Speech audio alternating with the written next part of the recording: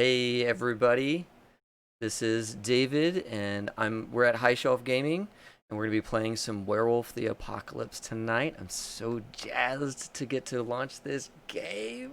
I can't wait. Joining me tonight, going around the horn, we have Katrina playing Riley. Hello. Yeah, and down at the bottom of the wheel is Cyberwolf, also known as Connor, playing Logan. That's me. I'm a bottom today. We'll keep the rotation going every time, so nobody ever gets stuck on the bottom. How about that? equal share all around. Casey over on the right hand side playing Dakota Star. How you doing? If you follow our streams, you might recognize the surname. You might not. I don't know. All right. Great grandpappy. Yeah, exactly. So we are going to be playing some Rage Across Seattle tonight. This is a game I've been wanting to run for a while now. Werewolf: The Apocalypse is my first game ever. It's the game that I was raised on, and I love it to tiny pieces. I haven't played it in like a decade, if I'm honest, but I played it so much. As I was going back through the book, I was like, oh yeah, I remember this. Oh yeah, I remember this. Oh yeah, I remember this. So this is gonna be great. You all are. Well, let's get into the story stuff in a little bit. Let's talk announcements. I want to give everybody on my little cast here. I'd like to give you all a chance to kind of talk about anything you're working on. Specifically, I'm really kind of picking on you, Cyberwolf, because the three of us are working on a lot of the same projects. So I want to give you an opportunity to share with the folks some of the stuff that you're working on, places they can find you, and that kind of thing. And then we'll do some HSG type announcements and get into the game. Sure. Hi. I'm Connor, Cyberwolf 1201 of Cyberwolf 1201 and Jabroni TV. You can find me a lot of places. Right now on Mondays and Thursdays, 7:30 Central Time. You can find me on twitch.tv/Indoor Adventures. On Mondays, I'm playing in a homebrew game of D&D 5e. And on Thursdays, I'm DMing a game of D&D 5e, running through the Acquisitions Incorporated module, Nice. but tweaked for that same homebrew setting because I'm DMing it as my character from that game. EJ the Gray, who has been on High Shelf Gaming in a few games, he's a player in there. Yeah, it's cool. That's all the RPG stuff happening right now. Check out Jabroni TV on YouTube because stuff might come out within the next couple of months for that. Yeah, y'all are really lighting that up, which is great to see. Really great to see. And then I do my own stuff on twitch.tv/cyberwolf1201, where right now we're going through Morrowind, The Elder Scrolls 3, my very first time going through it, and shenanigans have already ensued. It's a good time. That's So, good. yeah. That's great. For all your lore needs, go to Oh yeah, Cyberwolf's channel. don't come from the gameplay, come for the lore. That's right. No, yeah, that's one of the cool things about watching your stuff is I remember playing Zelda as a wee lad, like OG Zelda, and then the gold cartridge and all that business for my Nintendo, and then you're dropping some new knowledge for me, and I loved every second of it. So yes, the lore is hot and ready on your stream. Speaking of that hot new Zelda game that just got announced, tune in. Well, not 1201, but 1205, because I'm gonna try to power through it in one sitting, and just deliver all the lore. That is a triumph. That will be a triumph. That'll be great. And we'll be raising some money for charity. Oh, good. That's awesome. Yeah. That's awesome. Yeah, the endurance games with charity is a good blessing. 'Cause, is a good mix, I should say, because you're you start to flag a little, right? Because the energy goes down, and then somebody hits you with that $20 donation or that $50 donation or whatever, and you're like, Okay, yeah, let's do help. some more. Yes. Heck yeah. Yeah, exactly. Let's give more money. Yeah, let's Yeah. power through it. Yeah, exactly. Yeah, that's probably more than enough about me for a minute. We'll do more later. We have many opportunities to introduce. And so yeah, let's talk about some of the stuff that's going on with HSG. Tonight, of course, we are starting this game. Tomorrow, we play Blades in the Dark, run by Mike, our GM Mike, and that is a game of scumbags and villainy. Ethan the Grey is in that game. Thursday is our off day. Because because Friday Ethan is launching his game. It's also HSG because it's horrific spooky gaming or horrific spooky games game, and it's all about cosmic horror. A couple of us have made characters for this, and it feels like a game that's very the cast can change from session to session quite a bit, so we can bring in some guests.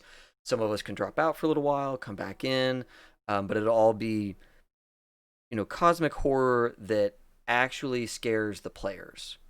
Like, to make a character, we had to give Ethan, this is the thing I'm afraid of, that I'm okay with you playing with. And so, like, that's terrifying to me. As someone who has, like, fears that I normally don't let games touch. He has drawn that out of me, and I can't wait.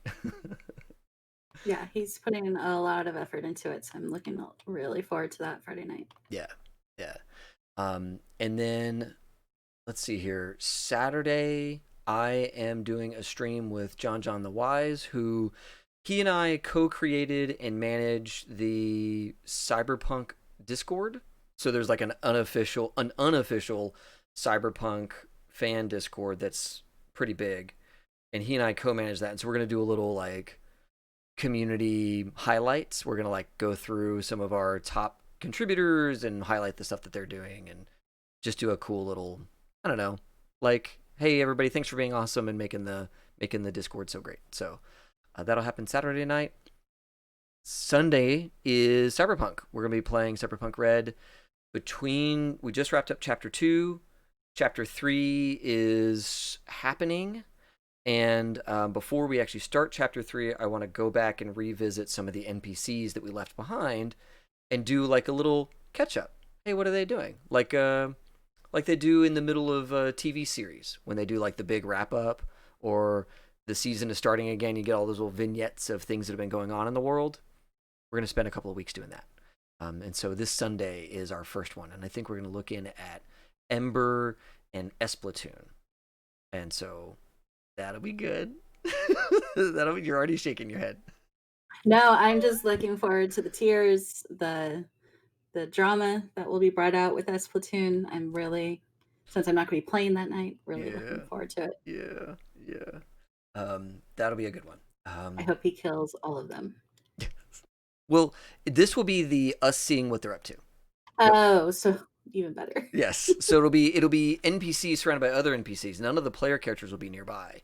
And so it'll be like a fly on the wall. We get to watch a conversation happen, kind of thing. We get to watch a conflict maybe happen. But the players will be taking on the roles of some of the NPCs, and they'll get to direct how that interaction goes down. And that'll shape how chapter 3 can roll out for Esplatoon. And that's like going back to my youth as a GM. I loved doing that. Like, hey, let's go see what the bad guys are up to. Why don't you play as the bad guy? And a player would be like, I can make the bad guy do whatever. It's like, you can't make them like leave being a bad guy. you still have to do the thing. So this will be a lot of fun. What's up, Liz Mac? And so we are going to be doing that. And then Liz, since you're here, huge shout out to Jabroni TV. This was the last thing I wanted to say is that Liz and team, yes, over at, well, no, I can't, I do it once. I do it once in my life. I almost did it twice in my life. I dabbed one time and it turned into a thing, an emote. That's all the world gets. It's one dab from David. Oh, I found the Almost GIF yesterday while I was cleaning up my computer. no, no, it's gonna revive. But yeah, Jabroni TV is awesome. They listed us on there as one of their like satellite friends on the TT tabletop RPG scene. So huge thank you, huge shout out to Jabroni TV. We are, yeah, where's the clip? No, go away. Don't show the clip. Yeah, so just loving all the love that we get from Jabroni and always wanting to give more back. So Lizmac, if you ever need anything from me, from HSG, please let me know. I want to give you all the labor and love I possibly can. So I think those are our announcements. Let us get in. Episode dropped.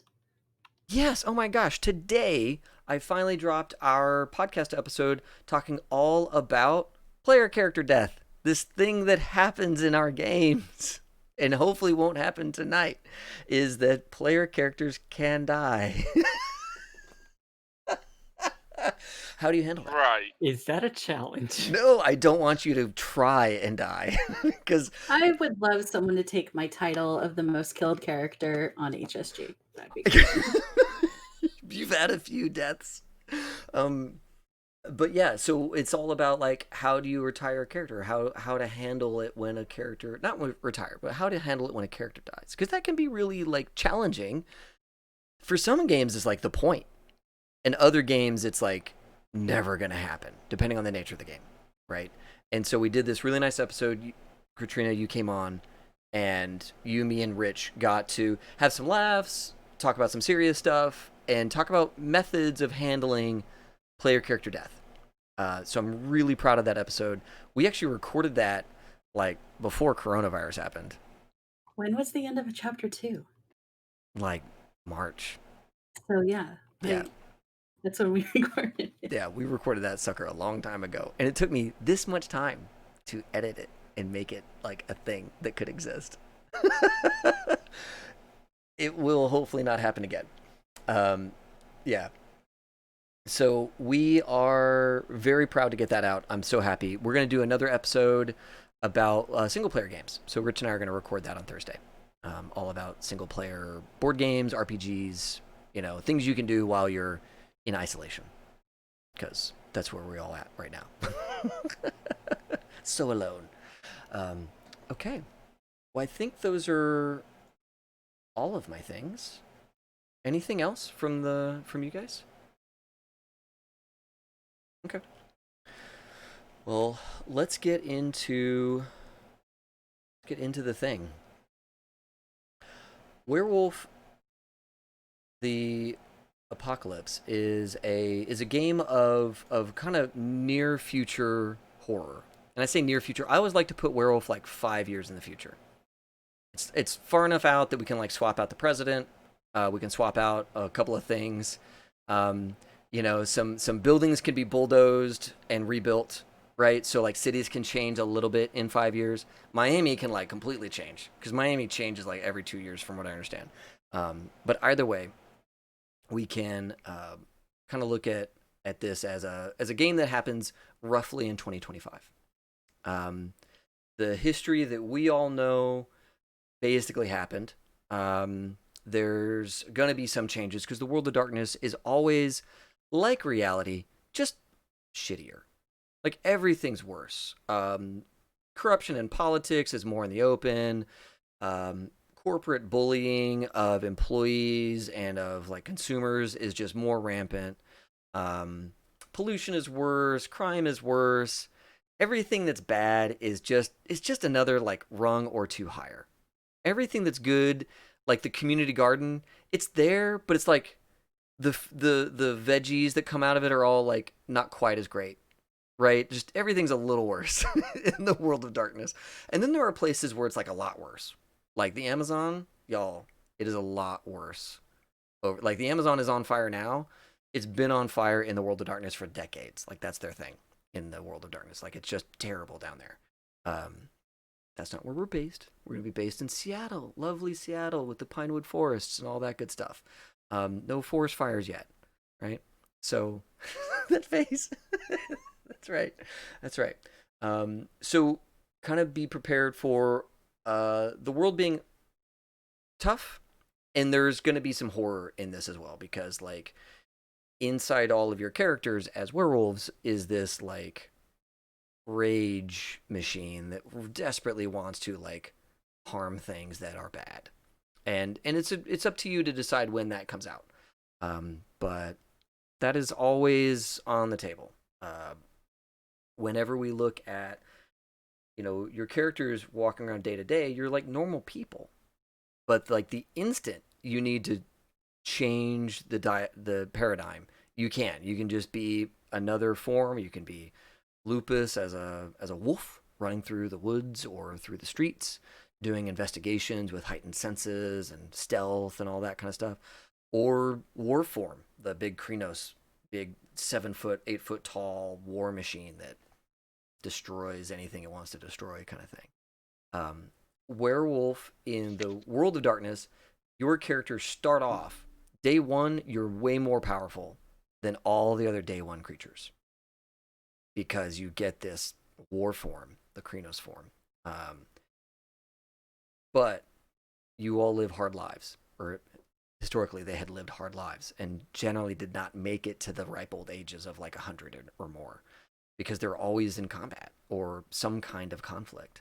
Whereas like mages and vampires, they could like recede away to their hideouts and their havens or what have you, or their chantries, and have relatively peaceful existences.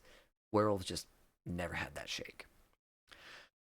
So, you all, to kind of catch everybody up with character creation, your characters were totally, completely normal people last year. Living your lives, doing your thing in and around Seattle. In the last, I want to say, couple of months for a couple of you, maybe a month for one of you, there was an incident that changed everything. A moment when you were you interacted with in some way that your character maybe isn't fully aware of yet. You somehow interacted with the planet itself, Gaia. And Gaia creates all of the things. Gaia is one of the main celestial beings here, right? On the same order as the moon and the sun in terms of importance. The celestial spirits out here. And who you were changed that day. It wasn't immediate. It wasn't obvious, but you began this shift towards something different, something that is unknown to you. And eventually that came out in some kind of violent episode. All werewolves go through this. This is the first change. This is a moment of strife that was answered by some internal bestial response that brought out some kind of rage and killing forms, some sort of monster. You became a monster one day. And since then, you've had weeks to months to wrap your mind around what it is you are. You have been found by a woman named Thea Albright. She lives around Seattle. She has some cabin in the woods or in one of the more rural cities around Seattle. Thea is she's the only one who ever gave you answers that made any kind of sense. And so she has kind of brought the three of you together, and she claims to be working on communicating with others that she believes are similarly afflicted as you are. She was the one that explained to you that you are special, that you are this werewolf creature. And she delivered to you this kind of upsetting news that you are, in the moment that she tells it, through like kind of choked emotion on her face, trying to hold back tears. She explains that you are the first werewolf she's seen in 10 years, and that she thinks you might be the only ones. She has been on the hunt. She has been searching for signs of werewolves ever since, and has not produced anything meaningful until she found the three of you. And she explains that she herself is not a werewolf. She is what's called kinfolk. Kinfolk are, the way she explains it, kinfolk are people who are related to werewolves. If you were to be in your werewolf forms, she would not freak out. She would not go into a state of panic. She'd be scared because you're terrifying, but she would not go into panic, or delirium is what the game calls it, delirium. She would not go into this total instinctual response. She can hold that back by being kinfolk. But she lacks all of the other powers and abilities that you do. She was able to walk you through some basic stuff: how to change your form, how to go into the Umbra, the spirit realm that has always existed here, that you had never been aware of. And maybe all of you have been there, maybe only one or two of you have been there. We can kind of decide that as we play. There's a whole bunch of other stuff that she explains. We can get into all that in like flashbacks or whenever it comes up. But I just want to kind of set the stage that you're all brand new werewolves. You really don't know a lot going on. And you've only got this one person who kind of knows what's up. And she herself can't even go toe to toe with you. You know, it's like being instructed by, I don't know, a cute kitty or a dog, in terms of like, you have all of this agency and all of this power, but she has some knowledge that you're drawing from. And just by nature of her not being a werewolf, she's intrinsically weaker than you, but insightful and knowledgeable and caring. She clearly has a scientific background. She clearly has a background in therapy and understanding like the way people work and think. So she's been able to help you all deal with some of the crises that your characters may be going through. They're certainly not fully addressed, but some of the peaks maybe are getting eroded away just a little bit. So, Thea has been very helpful in that regard. I want to say that you all still have your day lives. You still have the things that you do day to day. And that Thea asks you all to come out to her cabin at least every weekend. If you don't have a place to stay, she gives you a room and you can stay in her cabin permanently. But she asks that you all come back and basically work on who you are as much as you can. And so I want us to pick up kind of there. You are at her cabin. It's near Seattle, but it's kind of in the woods. And we can put a pin on where that is kind of whenever we like. And I'm completely open to this. Like, I have no opinion on where her home is right now. But it's one of those, like, it used to be probably a hunting lodge cabin, and then it, was changed hands multiple times, and now it's hers. And it's a 2-story log cabin with a big balcony on the second floor, big wraparound balcony on the second floor and on the first floor. So it's this really kind of picturesque place to stay. You feel very safe and welcome there. And she has things to do. She has like a little 4-wheeler and a tractor to help take care of some of the land around her estate. I say estate. She probably has a handful of acres, like 5 or 6 acres that are all wooded, right? But she needs the tractor to like pull felled trees, chop up wood, run the machinery and all that kind of stuff. And so, even though she is advanced in age, she is still very, very active, always taking care of her land.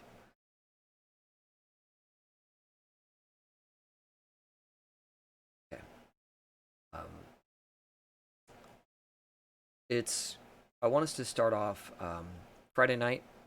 You all have arrived, had dinner, fire, booze if you drink it, smokes if you like it, whatever you like to relax. And Friday night is always the hear about your human life, hear about your day to day, catch up on the tribulations that you have, the struggles you've had as a person living in and around Seattle. Friday night is always that. You know that Saturday and Sunday are spent on Garou talk, on werewolf talk, and you sense that you're coming to the end of her knowledge on what she can show you. And she's speaking more and more over the last week or so in theory, what she understands, what she's heard, but less about what she's personally experienced. So you're getting kind of at the end of what she can practically show you when it comes to being a werewolf. That night, you all go to sleep. And your characters may not fully connect with this, but you have become a pack, a small fledgling pack.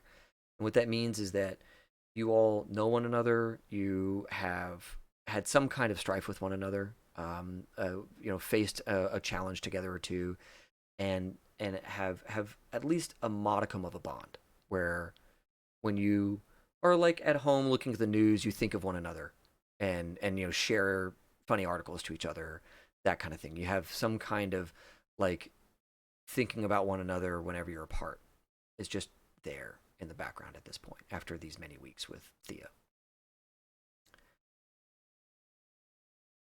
As you go to sleep, it's what it's always been. Sleep for all of your characters has been tough. It has been tough these many weeks. Visions, dark thoughts, moments of just unbridled confusion, mixed with rage, mixed with all kinds of triumphs and struggles, brief flashes that you get. They're difficult to piece together. They're so disconjointed, disconnected that they come out as this like mental soup when you wake up and when you reflect on these visions and dreams that you've had. But tonight is the first night that you wake up in a sweat, having experienced a vision that is perfectly prescient in your mind. You remember every frame of it, every moment of it, and you recall in your dream that you were in the woods, and you were resting after a battle with this crazy huge toothed cat, these long tooths on this cat, and you remember being in your war form, combating this cat and its mate, fighting for your life with your packmates, with your kin, and the feeling of that triumph and the exhaustion that struggle brought you, going back to the place of rest, the place of comfort for you and your fellow werekin. You're all in war form. There's 10 of you, 15 of you, 20 of you when you get back to your camp. There's so many with different fur patterns, different markings, different tattoos and claw marks, different ritualistic scars on their body, different finery in the hair with like feathers and beads and leathers and bones from animals, from great kills, from momentous battles and that sort of thing. And you just remember being exhausted and resting next to the rock with the tree growing above it. And there's this rock that has the roots of this tree wrapped around it as it reaches into the sky, and the rock is like this anchor for the tree. And this is a place of peace and power for you. And you remember resting there and looking at your fellow packmates, and there's this like intrinsic familiarity. There's this moment of recognition as you look across these other werewolves, and you realize that I know these people. I know these Garou, and I have fought with them, and I have struggled with them and seen death and seen hardship with them. And right as you're about to finally let your heavy bones rest and maybe switch back to your wolf form, your big, huge, like Alaskan wolf form, you were about to switch back to that to rest when you hear a howl. A successful hunt has happened. It resonates through your bones, all the way down to your toes, your claws. Every part of your body understands that this howl calls back to past hunts that you've been on. Sounds like someone else has successfully hunted. There's been loss. You can hear the sorrow in the howl. You can feel the triumph and the victory in the howl, and everybody gets up. There's this moment where 30 8-foot tall, muscle-bound killing machines stand up and leave in this gallop as people are putting forearms and legs and doing this huge gallop through the woods, through the thicket. You're crushing through trees and brush. There's blood because you haven't healed yet. You haven't given the time for your body to take care of its wounds, but it doesn't matter because someone needs you. And you rise to that call. You rush through the trees and you look to your left, and Connor, you see Riley. Right? And you look to your right and you see Dakota.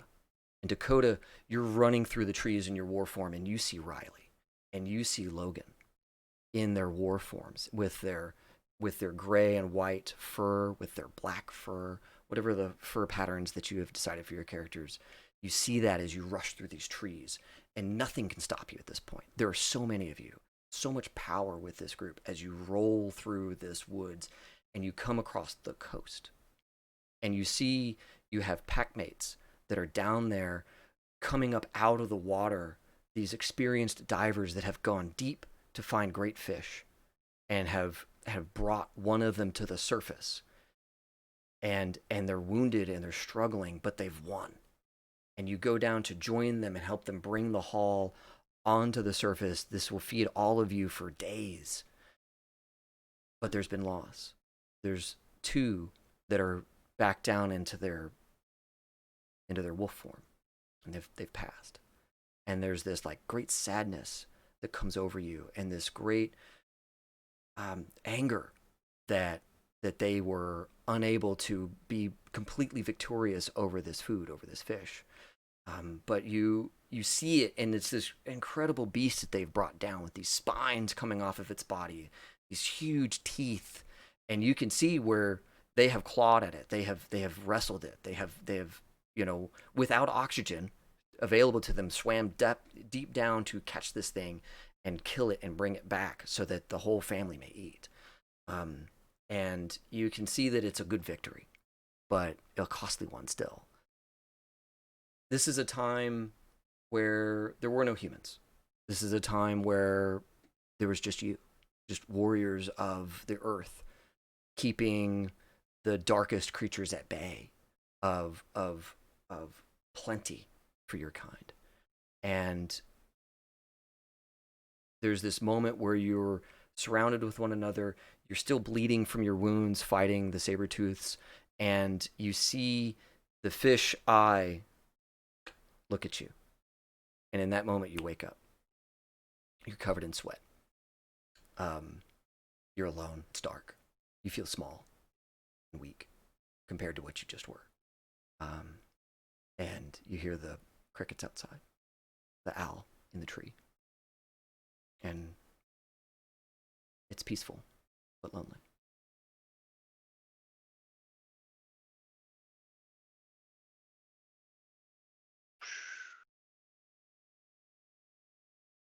All right.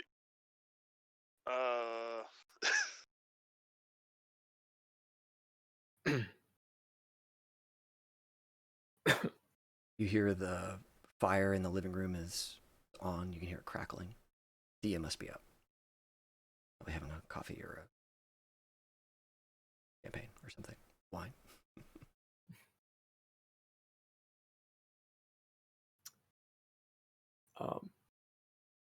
there's probably going to be just like a little glow of a light. Logan's like checking his phone, like, what time is it? Yeah, it's 4 in the morning.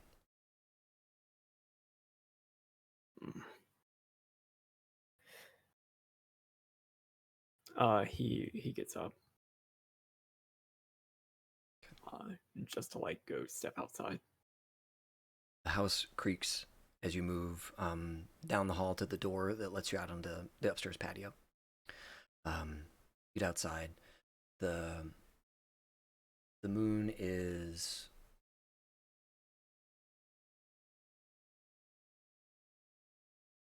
outside. It's a half moon. That's right. It's a Philodox moon. The moment you see it, this is the first moment you've gotten to see it tonight. It is bright and draws your blood.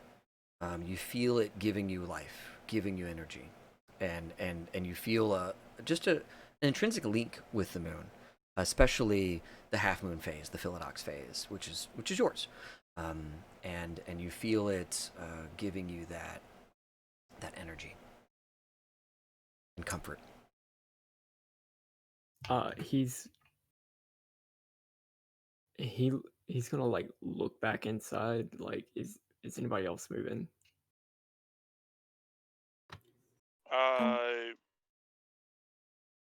You would probably not hear or see me, but I would be probably on the balcony. You would hear the spray can rattles as Okay. I'm trying to do the fish.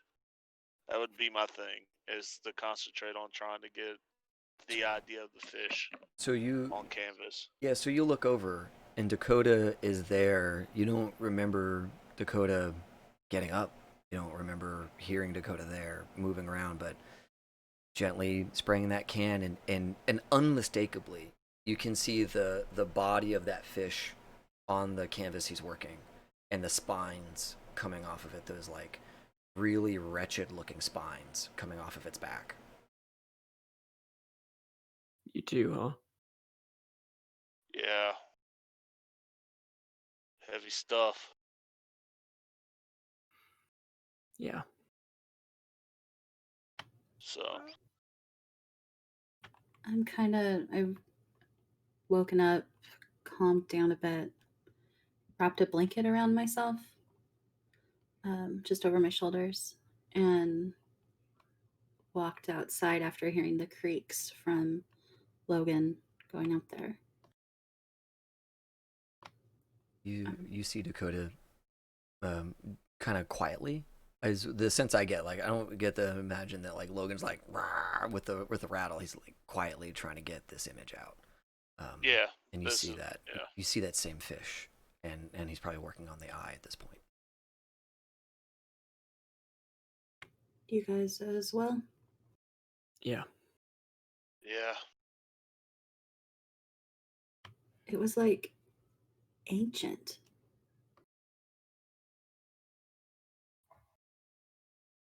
That's what I got from it. I don't quite understand it. I would have put down the can by now and bring the canvas down wherever I was at towards them to show them a closer, like, did it look like this? Yeah, it's not a fish you've ever Okay. seen in any history book. Yeah. If someone were to show this to us outside a game, we would think it was just a monstrous imagination thing. But all of you intrinsically deeply know that thing existed, and killed 2 werewolves, and was killed by more than the rest beat this thing. And you can see just the violence that it could inflict on another creature.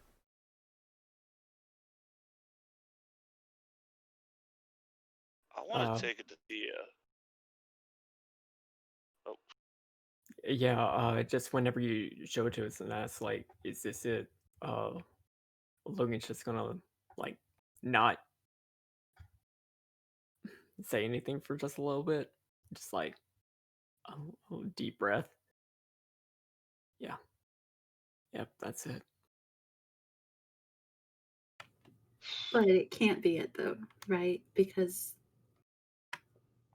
because it can't be. Like that just doesn't. That isn't a thing, right? A week ago, I would agree, but been interesting, to say the least. I'm gonna go. I think I'm gonna go talk to Miss Albright, see if she might know what this is, because this is something I've never seen before. This isn't even in my people's legends. We got the Thunderbird, and I've never seen this. My grandmother has never brought this up. So that's what Dakota would do after saying that, is that he would take the painting to Miss Albright to see if she has any info on it. Yeah, you do that. Logan is just gonna like peek back inside and like probably like right next to the door. There's just like this big tube canvas sack. He gets a yoga mat out of it, and just like somewhere on the like porch, he just like sits down to meditate. Okay. Yeah, this is as you roll that out, you already know that what you're about to do is going to be very like rewarding for Logan, because you're doing it at night under your moon, and you just immediately know that this is going to be healing for in some way. Yeah, so he just sits down cross-legged and puts his hands on his knees and just takes a deep breath, and we can come back to him later. Riley, anything that are you gonna stay up here? Where do you want to go? I think Riley goes back to her room and lights up a joint to kind of calm the nerves. And probably takes that with her down to where Dakota and Thea are. Okay. Perfect. So, Dakota, you head downstairs, and you can see the fire is new. The logs haven't had a lot of time to burn. And Thea is sitting there in her chair. This kind of high-backed, comfortable rocking chair, this plush rocking chair that she's got. It's like red crushed velvet situation with old like 70s style beads around the arm, and you can see where it's like been threadbare and reupholstered and all of that stuff. This is like a family chair of some kind, or something like that that's last generations. She's in it and kind of gives you a look, and you can tell that she's got some like saddlebags under her eyes. She's not well rested. And as you come down the stairs, she goes, "Y'all finally woke up, huh? It was a long one. What you got there, Dakota?" Miss Albright, we, I guess, all had the same dream, and this was like the main creature that was in it. Do you recognize? And I'll hand it to her. I was like, "Do you recognize this creature?" No. Is that a fish? I would assume it came from the ocean. I've never seen anything like that. Hey, all of you were making terrible racket while you were asleep. You're saying you're all in the same dream? I mean, when I looked to my left and right when we were running through the woods, I saw Riley and Logan, my fault, Logan. Okay. And it seemed ancient. How did it seem ancient? What was ancient about it? She kind of like leans back in her chair. You see the cushions like grab her and give her that like that. You can just feel her like sigh as she's like taking in what you're saying and getting into a place of comfort while she listens to what you have to say.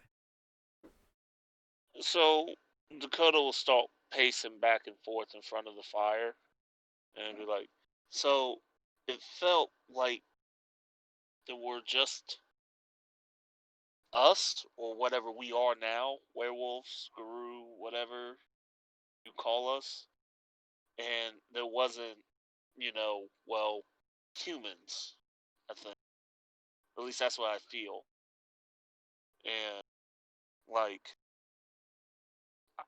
I guess I was fighting a saber-toothed tiger? A lion? So I'm guessing at least that old? Okay. Those things were around? Sure. Okay. And all you saw were werewolves? I mean, probably about, what would you say, Riley, 15, 20 of us? Maybe more. Stop Yeah. pacing. And I'll hand him the joint as I take a seat and wrap the blanket around me. Thea looks at it. Oh, if that came from her, I want some too. I'll just pass it off. Here you go. And then she takes a hit and hands it back to you. Because like you clearly need it. She's like, no, she's right. You should have some. Sit down. You want some wine? I've got some wine. I will take a small hit, kind of cough, and then hand it back to Riley and. So. No, thank you. Okay. The ancient stuff I'm a little fuzzy on, but it sounds like you were in Pangea. Worlds go back before then even. And that was time before people, a time of horrific monsters, and werewolves were just one of them. They ended up surviving almost all of them. It's not the last one. He kind of sits forward and looks at this fish. I don't know what this is. Never seen a drawing of it. If you saw a vision like that, you saw something that only they saw. And hell, most of the stuff that survived in the ocean and went extinct is long gone, never to be found again. Right? This was probably something that was quite common back then, but we have no record of it now because who's going to go digging up fossils at the bottom of the ocean kind of thing. But why were we there? I don't know. Though all of you seeing each other tells me something. That everything we've been doing here is finally starting to work. You're finally starting to get that connection. There's a lot of power in that. There's a lot of trust in that. And a lot of vulnerability in that. When you rely on someone to help you take on something that is horrific and powerful and nasty. Stuff that's out there is indescribably cruel. And you need the right people around you. And if all of you had that dream, that tells me somewhere deep inside you have maybe a totem is coming your way. Maybe Gaia herself is giving you these visions. I don't know. I don't even understand how you exist as werewolves. I'm honest. I'm glad that I found you, but I frankly don't know enough. But I do know that you all having this dream together links you. There is something forming here. and it needs to be respected. It might mean that you're ready to actually start doing something with all these gifts you've been playing around with. Like what? We've been out here learning. I've been showing you what I can. But at some point, this student needs to go out and test themselves in the real world. And when I say the real world, I don't mean your mundane, I don't mean to downplay anything y'all are going through, but your human lives have limits. What lies ahead of you, if you see through to any of this, is there's some dark stuff out there, and you might be the only people who can address it. You might be the only ones with the capability. And I haven't mentioned anything to you because I didn't want, I don't know, one of you to decide to go off and take it on your own. And frankly, wasn't sure if you're ready. But that sounds like you might be.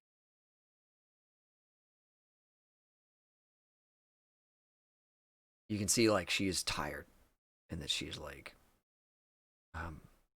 fighting to stay awake. But that this is important, you know, so she's pushing through. Thea, you should get some sleep. Logan needs to join us anyway before we really further deep dive. Okay. Whatever. Yeah. That's just how Riley's gonna talk. I like it. It's a good idea. I have an idea for tomorrow. Nothing's gonna change right now. Glad you're all okay. I'm gonna go check in on Logan before I go to bed. Will you two finish that bottle for me? We'll Yes. cork it. She heads upstairs. Logan, you heard muffled conversation as much as you allowed to come in to your headspace. And you feel Thea's presence as she steps out onto the balcony. You can feel her energy as she like joins the same space you're in. And says, "You doing okay?" Trying to. I think this is a good thing. About nightmares about really big fish, or And you're gonna see a lot of stuff. That was fortunately just a dream. But Dakota and Riley told me that you were all in the same dream together. he nods. And that's a powerful sign. So I think that part is good. What you saw, I won't pretend to understand. I saw the picture that Dakota made. And never seen a beast like that. But I think this is good. I think that means we're making real progress. And I know it's unpleasant, but I hope that you find some solace in.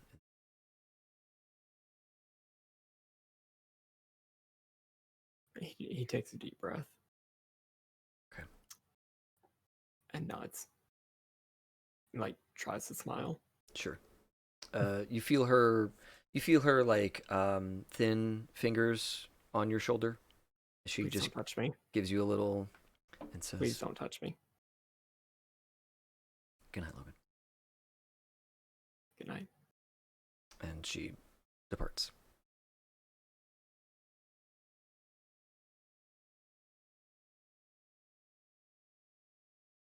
Takes a deep breath. and tries to get back into his headspace, but it's not working.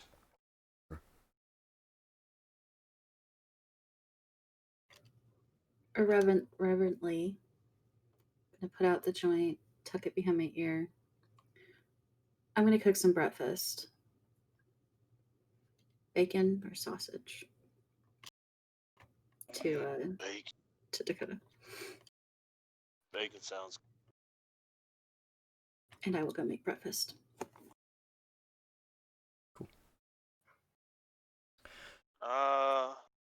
Would she have taught us anything about the spirit realm, the Umbra, yet? Like how to get in and out?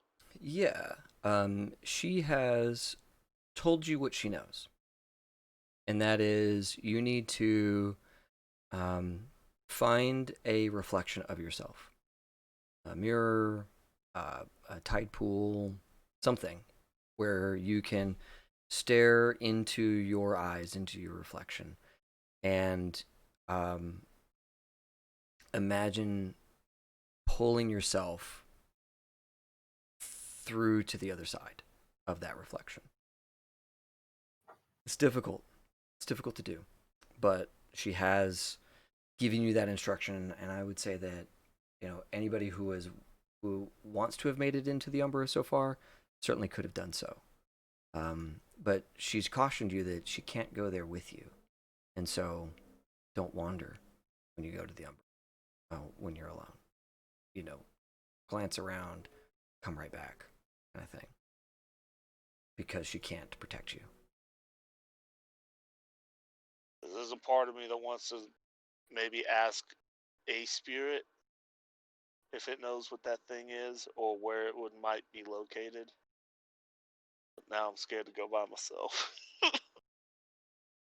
Oh, I am the shaman. Alright. Yeah, no, I would go up to my room with the picture in hand. Okay. And I probably have a mirror there. Kind of start staring. Okay. Try to get in tune. Yeah. Try to communicate with a spirit that might be able to help shed some light on this situation, because he can't let that go for some reason. Sure. The whole thing. Yeah, so let's get you into the Umbra.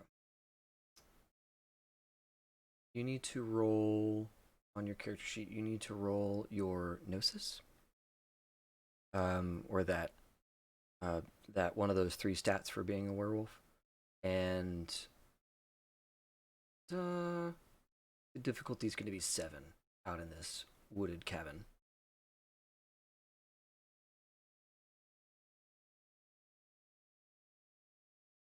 Cool mod. What do I do with that?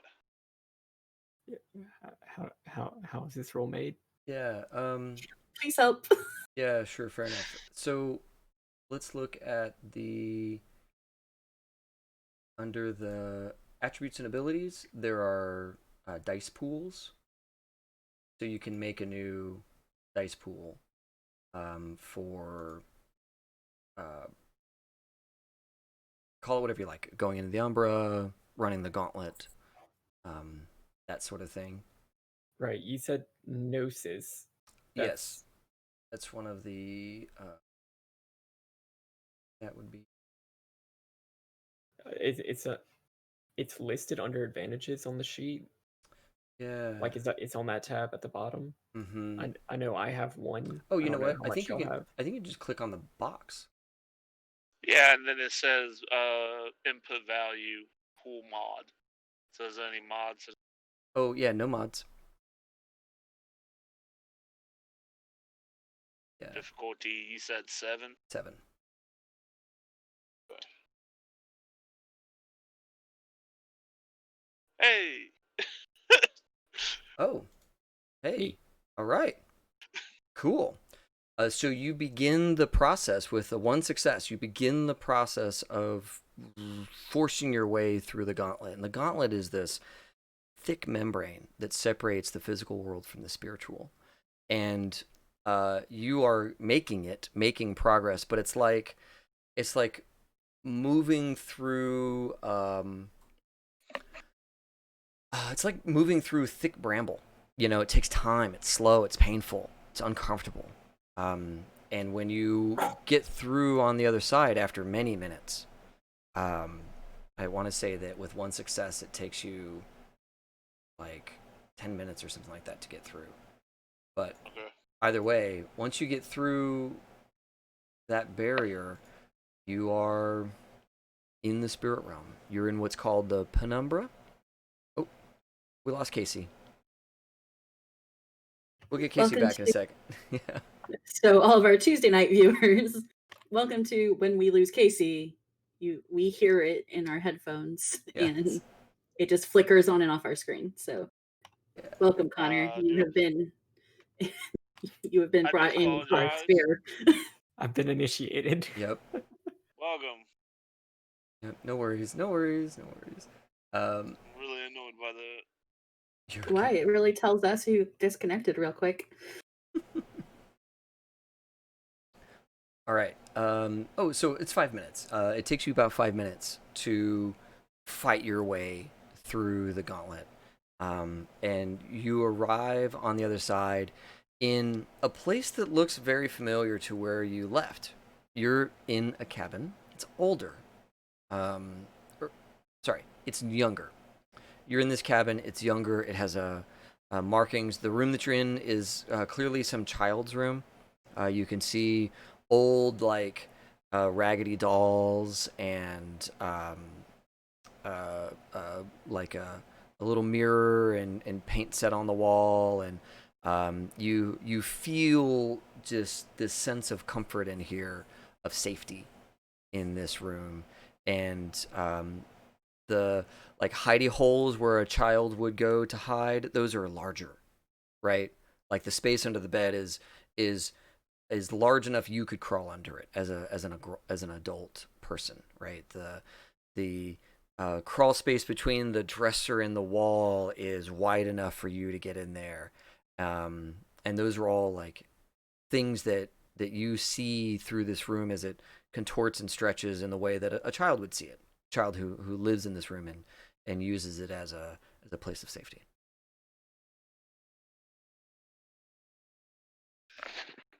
Okay. There are no spirits in here.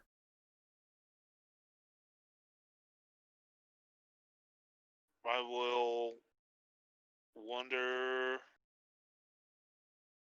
because it looks just like the where I just came from. It's just younger, right? Yeah, it looks like a newer house. You know, the door is not so scuffed up, and the room is appointed differently. You know, you can see this. Actually, we're in the Umbra. Should turn on the Umbra back on. Bam. There we go. So you are in the Umbra, and it's this. Everything has this kind of like white fog to it. And while you're here, you don't have the same limitations of gravity. So you can drift from space to space laterally and stay in the penumbra, where you can see ghosts of what the world used to look like. Or you can go higher and leave the penumbra and go deeper into the Umbra. So you have the option to basically go up, as it were, or stay down here where you are. I would like to try to go up. Okay. Yeah, you you step out into open sky, and kind of like will yourself to go up, and very slowly you begin to rise up away from the house, and it falls away from your feet. The trees are not as big as you remember them. The river is higher, that's nearby, and as you go up and up, you leave the familiar and you begin to enter a place of clouds and of like turbulence, I want to say, where you feel like things are moving around you. Maybe a creature moves behind you through the clouds. You can't see it very well, but you feel this presence as it kind of drifts by you and then goes deeper into the depths as its shadow dims. This what was a kind of a white haze has become more pinkish as you've risen Right. up here, and you sense another thing coming towards you from above, and then it does this like drift up and away as it got closer to you, and then it starts to bank away from you.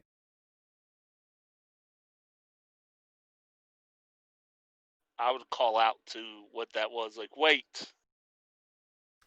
It it changes its trajectory and drifts around and stays out of the fog, or stays in the fog, but slows, and um and you get an emotion of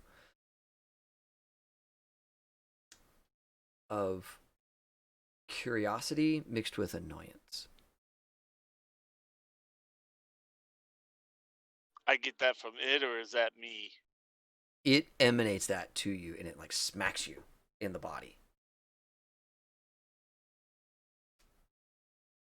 Great, powerful spirit.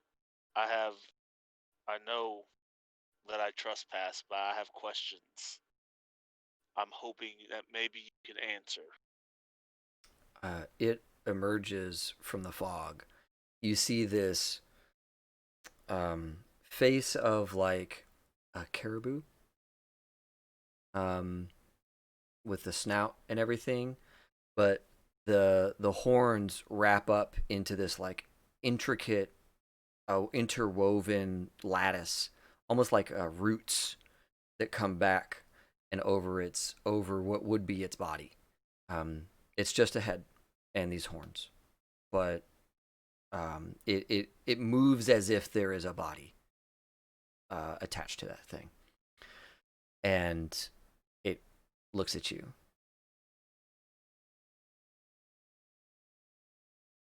Okay, a little intimidated. That's what I'm thinking inside myself. I am new, and I have questions about my people. We seem to be the last of our kind. And I had a dream It moves closer about to you. that.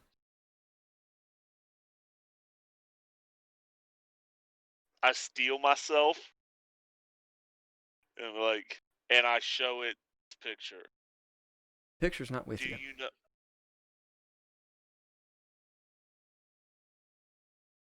Could it have come with me? You are naked.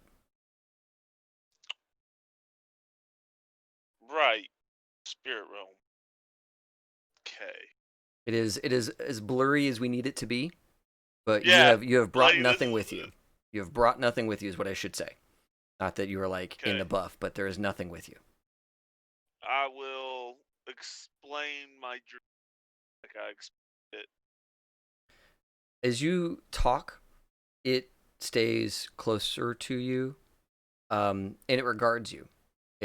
It just observes you for some amount of time, and it out of the fog, it seems to like be able to shape some of the cloud nearby, and it creates kind of an image of what you're describing. Right. Yeah.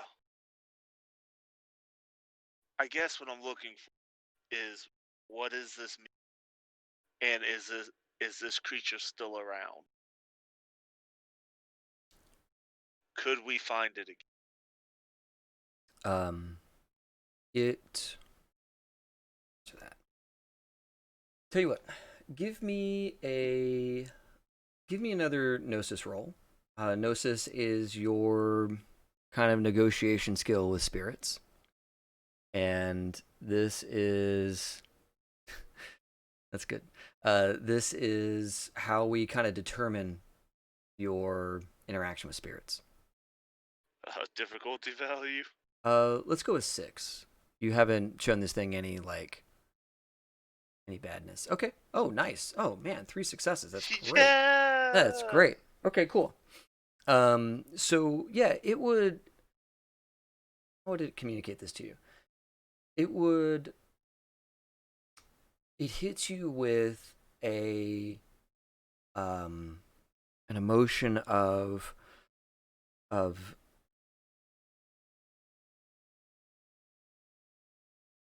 like sorrow and acceptance.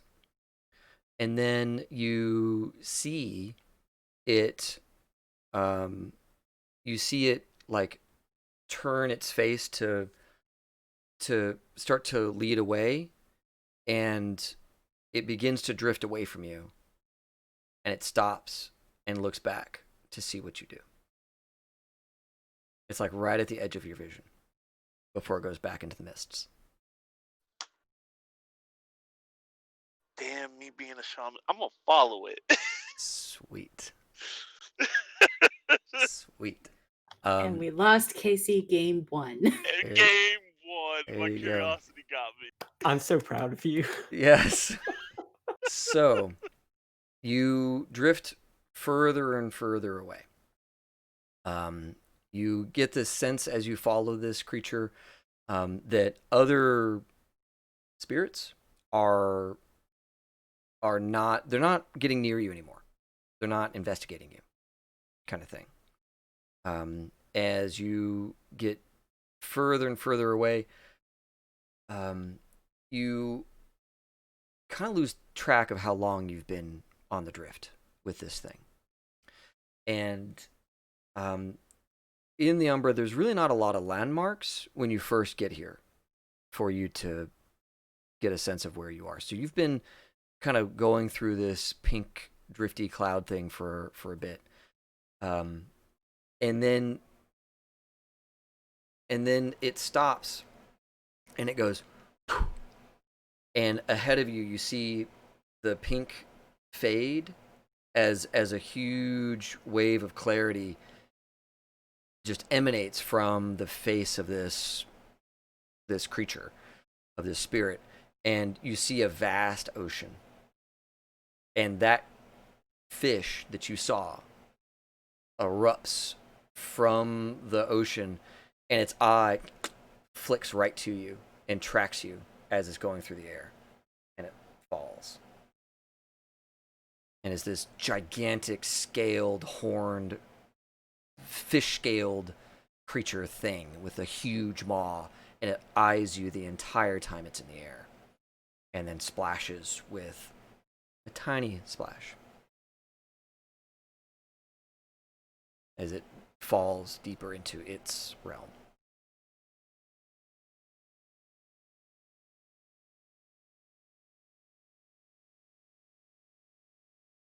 This is a bad idea, but I want to go talk to. Cool. Yeah, you can drift your way to the ocean. That's where you saw it go.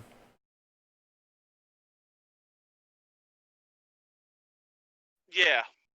Okay.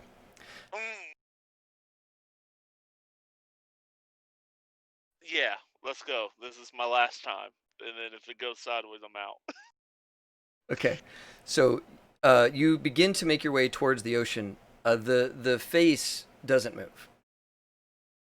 The huge horned face. It looks at you, and it like turns to look at you. And you get hit with this like emotion of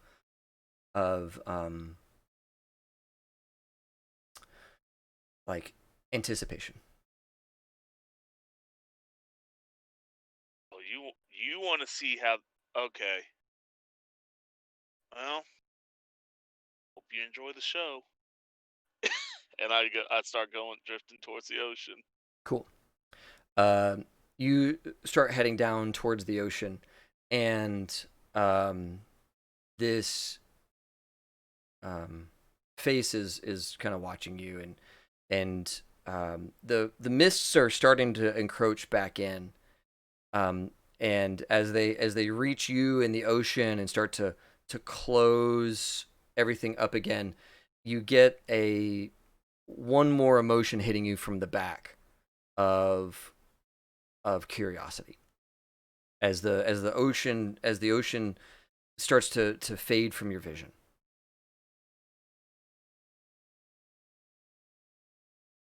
Where'd the ocean go? Wait a minute. You look back and ask that question, and it goes, and the way opens again.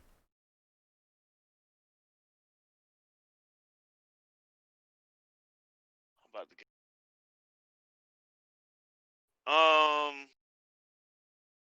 Is there anything I can roll to help me out in this situation to determine how safe it is? Would Like, what do I have here? I have investigation and knowledge. I got 2 in that. tell you what, I'll give you a intelligence plus primal urge.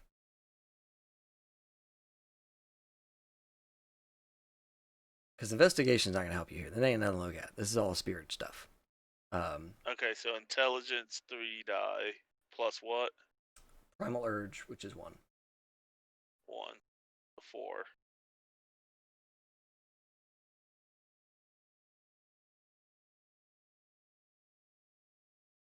And it'll be a difficulty 7.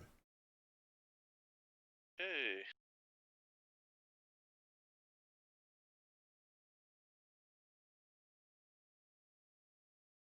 How do I roll that? Oh, back on the Sorry. dice pools. Let's Yep. make. Here, I'll just do it real Sure. quick. Yep. Intelligence, and the ability is primal urge, which is in the P's. There we go. Difficulty 7. Oh, gut check is what I'm going to call this. And Okay. click on the roll button. Thank you. Yep. Okay. Wow, 3 successes on your gut check. All right, cool. Let's do it now. Yeah, so you tap into the kind of bestial knowledge that you've been creating here, and though you are apex predator, werewolves are far and away the most deadly thing on the planet. You 3 people are the most deadly, like, land-based creatures on the planet right now that you're aware of. You're apex of apex. Even they know when they are prey. And right now, you are prey.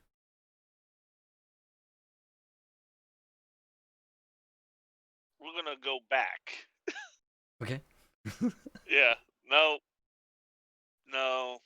Not this early in the game. Not episode 1. Okay. Oh, yeah. We're gonna go back. I'm trying very hard to be neutral here. I don't want to, like, sway you one way or the other. But yeah, I know. you start to go back. But like, yeah, start to go back. Okay.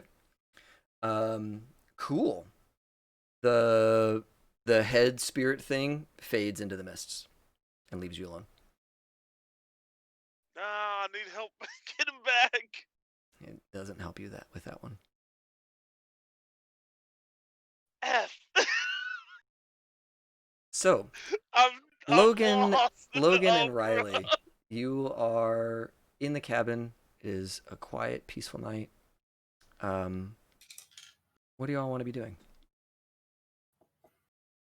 I'm making breakfast. That's right. Breakfast is made at this point. I'm going to assume that we've hung out together enough that I know if Logan is vegetarian or not. He used to be. Things changed pretty recently. So there's like a bowl of fruit, but also like a plate of bacon and eggs, like that she will eventually take to him. Yeah, he comes in pretty soon, like probably while you're making this. Do need any help, thanks for doing this. No, it's fine. You know, there's free food here, so I'm gonna eat it while I'm here. Um, do you want here? I'll just don't worry about it. Sit down. It's okay. And I'll Okay. just have him sit down, and I'll continue making food. It's exactly that awkward.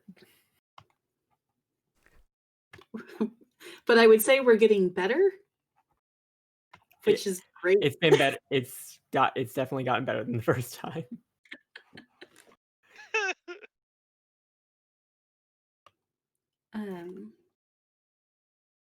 Thea said that that there's something that we're gonna do later. The group of us, the three of us anyway. Was it exactly that vague whenever she said it, or Pretty much. Isn't a lot of things she tells us?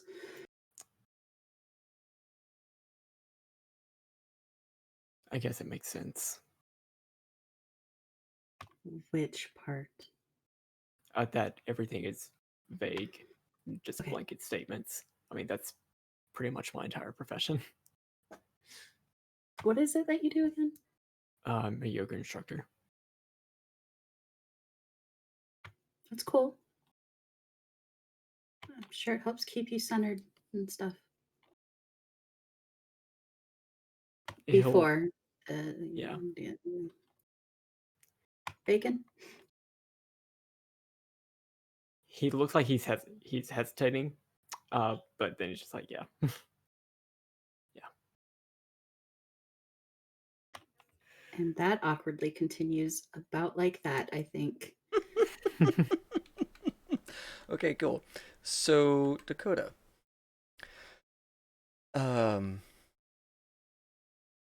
You are in the pink mists of the Umbra. Where would you like to go? Alright. How Elk?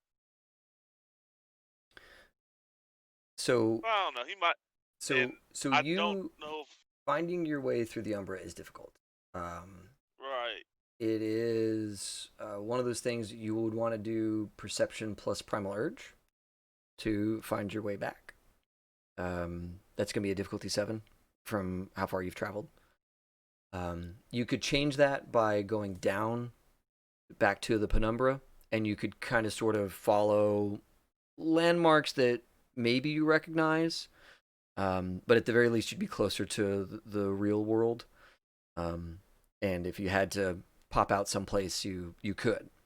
Important to note, when you leave, you will be in the manner of dress that you're in right now.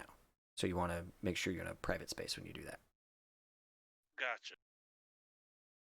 I am going to drop down. Yep. So you get down. You are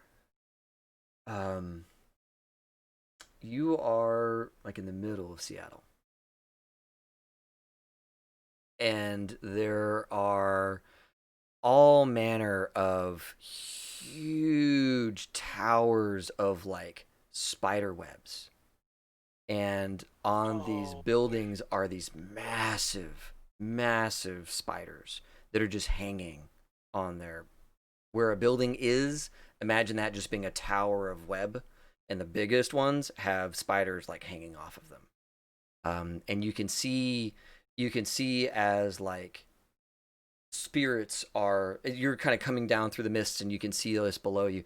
You can see spirits like flinging through the air and along the ground.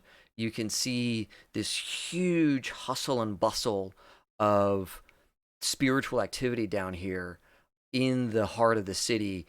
You know, it's all ants to you still because of how high up you are, but you can just feel the energy off of this construct of structure and order and stability as it just kind of resonates here. It doesn't like pulse, it resonates. It like it almost like makes the back of your teeth sing as you see all of this work in harmony and concert and just stale order. I don't like it.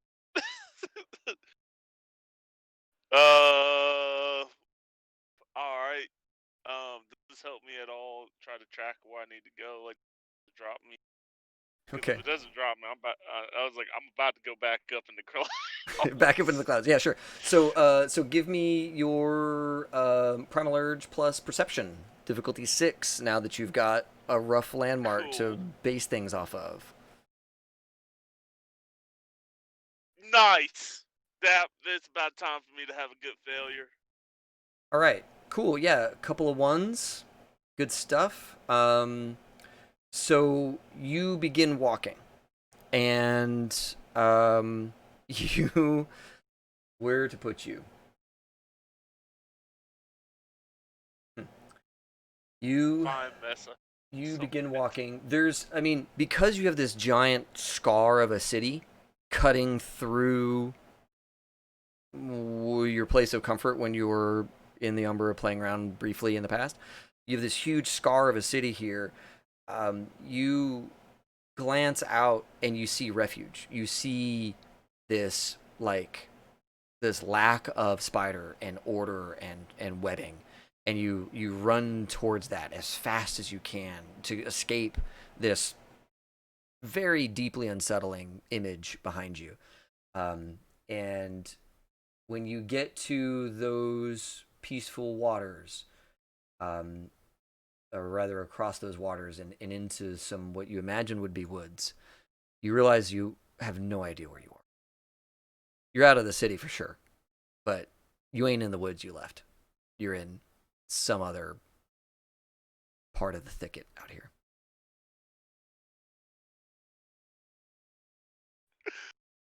What do I need to? All right. I'm pretty sure going back up into the Umbra is probably not gonna help the situation. You would be further away from things in the penumbra, and so it's just a different type of spiritual awareness. But certainly, like where you are now, yeah, he's lost. I mean, Dakota doesn't really he recognizes this is the city, but like nothing here makes sense. None of these things he would consider a landmark that he would recognize. Like, oh, that's the whatever building, or that's the stadium, or that's SeaTac. Like that doesn't compute in the Umbra. And so you just don't know the landmarks to really find your way back based on this. You'd have to just kind of keep hunting. Yeah, I think that's what I'm gonna have to do. Okay. Keep hunting. Okay. What's my difficulty? It's the same. It's the same difficulty 6 because you can see the ground. Okay. And you kind of know where the woods are, and you kind of know where the city is. Sort of the spiritual energy of the city, which can fluctuate. Okay, cool. 2 successes. So you get back to you're in the right area. You haven't found your home, right? You really needed to overcome the botches that you had in the past. But you're at the very least out of the problem of totally lost, but you haven't quite found home yet. You two, it's probably been 30 minutes. Maybe closer to 45. Was Dakota not coming down for breakfast? He was here and then he wandered off with that painting he's carrying around. I'm gonna go check on him. Go up to wherever Dakota was sitting or saying. I would have. Yeah. Okay. Yeah, you head up to Dakota's room, where he normally sleeps. Dude. Dakota? Open the door. Yeah, Dakota's not there. Please don't be naked. You see Dakota's clothes and the painting on the floor. Oh god, he's naked. And also not here.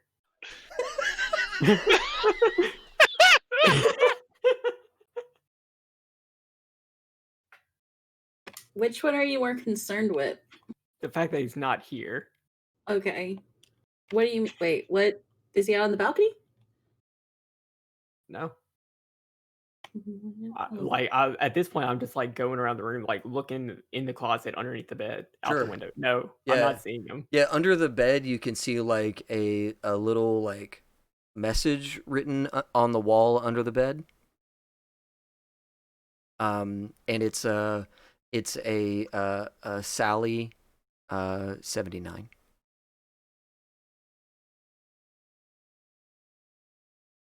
Like a username.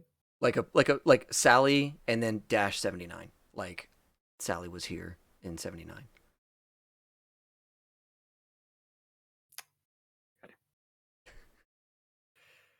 Really showing your Gen Z there, just out of character. Yeah, I know. And baby. That's how they Trying to did get it. power. That's how they did it. They were like, "This is where I was. This is where I hung out. Was under my bed." So yeah, there's no Dakota. Like you all know this, right? So you look through Dakota's room, you look out on the balcony, you look around in places where you know Dakota hangs out, and Dakota ain't here. Where the thing is on the ground, his clothes are on the ground. What are they in front of? Oh, the little there's probably like a little fold up mirror on the dresser. Do I recall the information that she was trying to teach us? Riley isn't up for any of that shit. Like whatever, it's weird. But Logan might. Wasn't she talking about mirrors and reflections and looking through yourself to get to the? Why would you be naked though? Do your clothes not go with you? I don't think they do. They don't. Do you just? I mean, What I if don't think you take anything material whenever you go over. Huh? What if he went over? Then he's been in there for a minute. At least. Oh God. Okay. Well, I haven't been over. Have you? Once.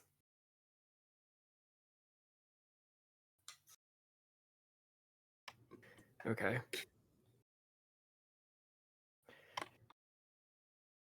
Okay. Yeah. I mean, we got to go after him. Right? Are you okay with that? Are you okay with trying? I guess if we have to get him back, right? Should we tell Thea? Should we tell Thea? Or should we handle it? Should we just handle it? I kind of feel like we've already kept the like all night. I feel kind of bad. I don't want to wake her up again. Well, I should. I don't want to say this. I should go first because you can tell me what I need to do. Yeah. Just yeah. Sit on the floor. I will follow instructions. Yep. And Logan will hold the mirror in front of her face, guide her breathing, and just focus on Assist. your eyes. Yeah. There's a solid couple of minutes where she doesn't believe this shit. Right. So This ain't gonna happen, in kind of her thing. head, Yeah. this is dumb. But eventually, with the breathing and his help, Yeah. maybe she'll get. So let's do it like an assisted thing, right? Because you're giving her basically guided meditation to overcome her mental barriers. That's great. Roll your gnosis, difficulty 6 for you. I'm click. Nope. So yeah, go down to where you're. Oh, go to advantages. Scroll all the way down. Gnosis is there. Do I click the box gnosis? Yep. It tells me a pull mod. No mod. No mod. Okay. And then it should ask you for difficulty and put in 6. Okay. Nah. Okay. No, fam. All good. Yeah, you try and it doesn't bring Logan through. Does it bring Riley through?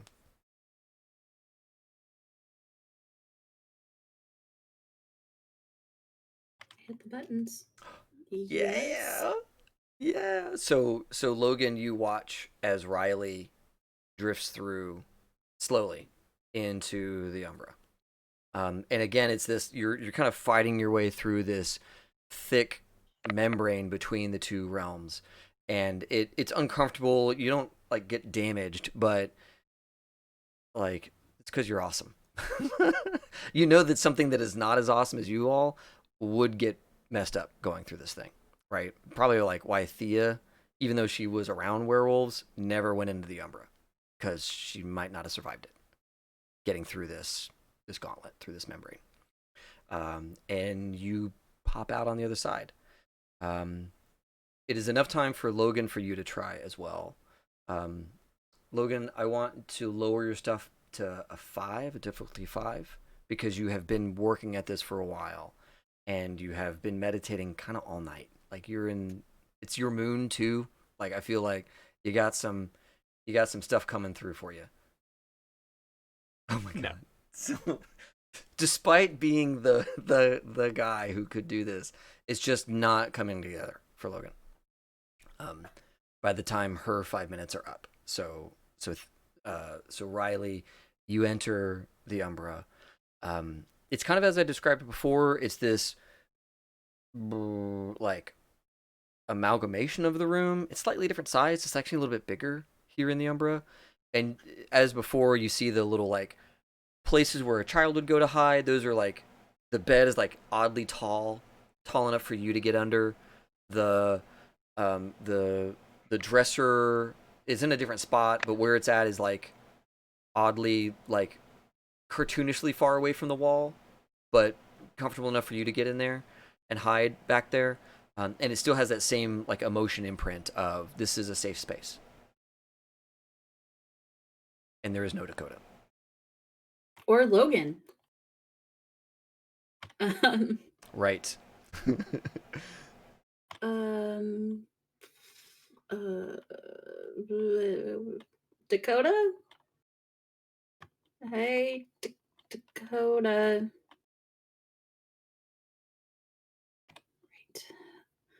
I'm not moving from the spot that I am in until Logan gets here. Sweet. At least right now in my head. Sure, yeah. So you're standing there kind of waiting. And outside in the hallway, you see this like little like brilliantly green frog. Little teeny frog. Boop, boop, boop, down the hall. And it's just this like little cute little thing hopping along in the Umbra through the hallway. Doesn't even look at you. I watch it, but I'm not moving. Right. Logan. Sorry. No. I'm not trying to pull you off that spot. I'm just like there are things happening in the Umbra that you get to see. I'm And chasing your acid frog. all right, fair enough. Okay, the acid cat. I get it. All right, fine. Logan, do you want to try again, or how does Logan feel after going through this cycle a couple of times?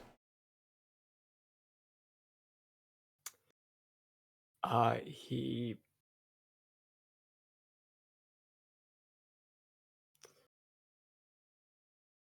like he's getting frustrated. Uh, he he's trying to calm himself. Tries it one more time. Still difficulty 5, or is Yep. it getting higher? I think it makes sense for it to be either a 5 or a 6. I could go with either one, frankly, because you are in a great space to do it, but kind of your call if Logan is getting more frustrated than is helpful.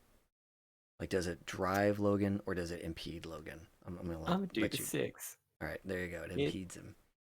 Hey, but he still makes it. Cool. Yeah. So like you feel the frustration grabbing him, and you still force your way through, and it's this incredibly weird experience. Like the mirror just gets bigger and bigger and bigger as you fight your way through this thing, and then it's all you can see is the mirror, and then it moves past you as you go in through this membrane, and then you appear, and you're both in like how do you appear to one another? It would be like the image that you project of yourself, like what you spiritually see yourself as, is what everybody would see. It's kind of like maybe more of an inner identity kind of thing that comes out when you're in the spirit realm, as you're like both in the same space together. So mine would be younger, like around 14, 15, and like just covered in scars, like arms, legs, just covered in scars. Logan's pretty much presenting exactly how he is now. A little bit tanner, a little bit more toned, longer hair. Okay, perfect. So the two of you enter the Umbra, and I think this is a good moment to take a break. Now that we have everybody in the spirit realm, and I'll say this was not my plan, but No, this has been What? great. I'm shocked. I'm so I am absolutely shocked. This has been great. I'm not going to be able to do anything to him in this game, but tomorrow night I'm killing Casey's character. Why? Why? I didn't know I was gonna get lost in the sauce here in my first game. My curiosity got the best of me. We You can't output specifically me. said. We were given one bit of information during this game. Don't go too far. It's not. Don't follow Not a a good idea. caribou to the But- water. Oh my god. No, got we had to go lost. spirit fishing. Spirit fishing. Oh my god. I Okay. didn't even know. Okay, so we gotta do the thing. We gotta do the thing. Everybody, I am going to give away a beta access to Legend Keeper. While we're on the break, we are all using Legend Keeper for this game and a bunch of other games at this point, which is a great little program. It's a world building tool. Lets you have your maps nested within maps and then like a Wikipedia. So I'm gonna start this giveaway. The way to enter and to win is put a exclamation point, Legend Keeper, all one word, and that will give you a ticket to win yourself a copy. When we get back, we will give away beta key to Legend Keeper. I think, how do y'all feel about like a 10-minute break? Okay, perfect. So let us work on a 10-minute break. And oh no, I'm so dumb. I did not change the image on this part. So you know what I'm going to do? I'm going to go back to the about to start screen. So we're taking a break, but it's going to say about to start. And I'm so sorry. Connor did all this great work, and I totally didn't do the second half of getting everything ready. So we will be right back. And yeah, see y'all soon.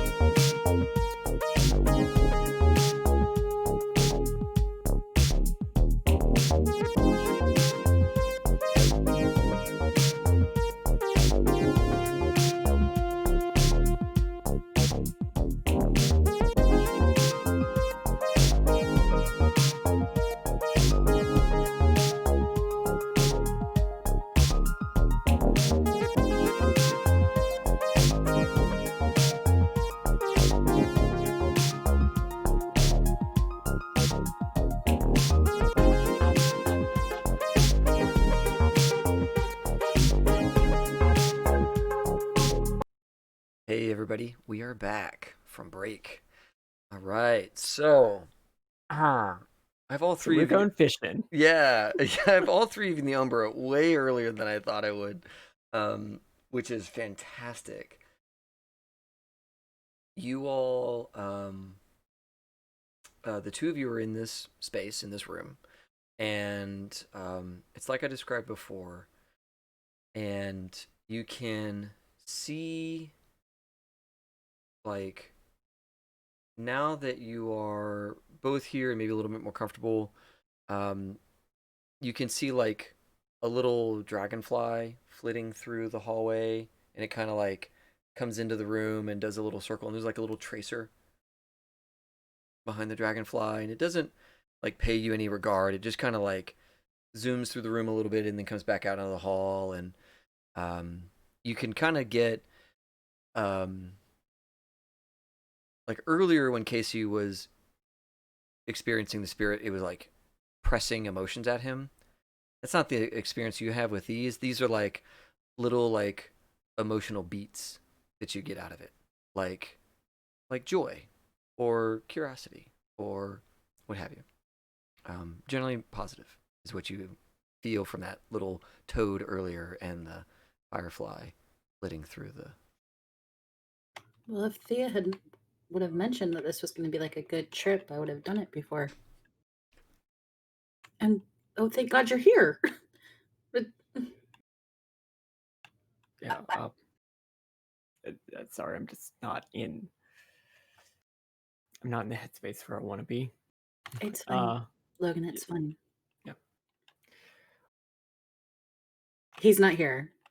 There's a glowy frog down the way. I think I saw a squirrel. I don't know. I don't know what's going on. Did Thea wouldn't have told us anything about like how to communicate with spirits or like what they do. Yeah, that's a good thing. So we can flash back to tell us about spirits, right?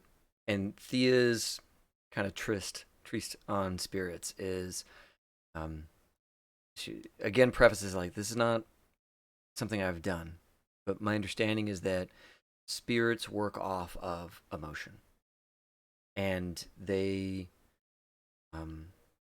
will communicate through emotions. They will sometimes be able to communicate visually, but if you were to be on good terms with the spirit, there would be that exchange where it can do certain things and it can present you with certain emotions as its method of communication.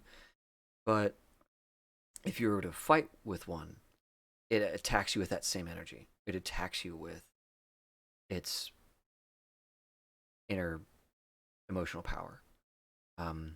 And as you fight it, you will feel that weaken. Is what I understand. It feels like combat in that way, that you can feel it getting weaker as you drain it of its emotional energy. There's all kinds. There's elemental and animal and corrupted. Pretty much the old fairy tales, a lot of those are referencing actual spirits that somehow accidentally made the cross into the physical world.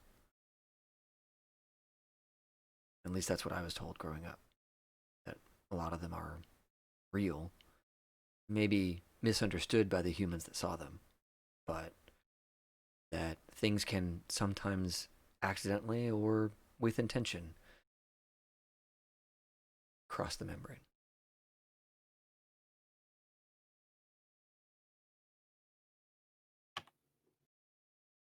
So that's the flashback you have of hearing about like spirits and kind of how they work from her limited understanding. Okay, so based off of that, would Logan get the sense that the way to communicate with these spirits would be to like feel strongly at them? Right. That is definitely a way to that's a way to like impose yourself on them, is by like emanating your emotional or spiritual energy. But you can ask them questions and they can kind of understand you. Some spirits are less good at that kind of stuff. Really just depends on what you're running into, how well they can understand spoken word. Uh, can anyone has anybody seen another one of us about 30 minutes ago come through this way?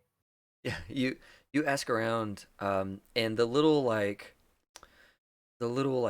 forest animal spirits that are around this house.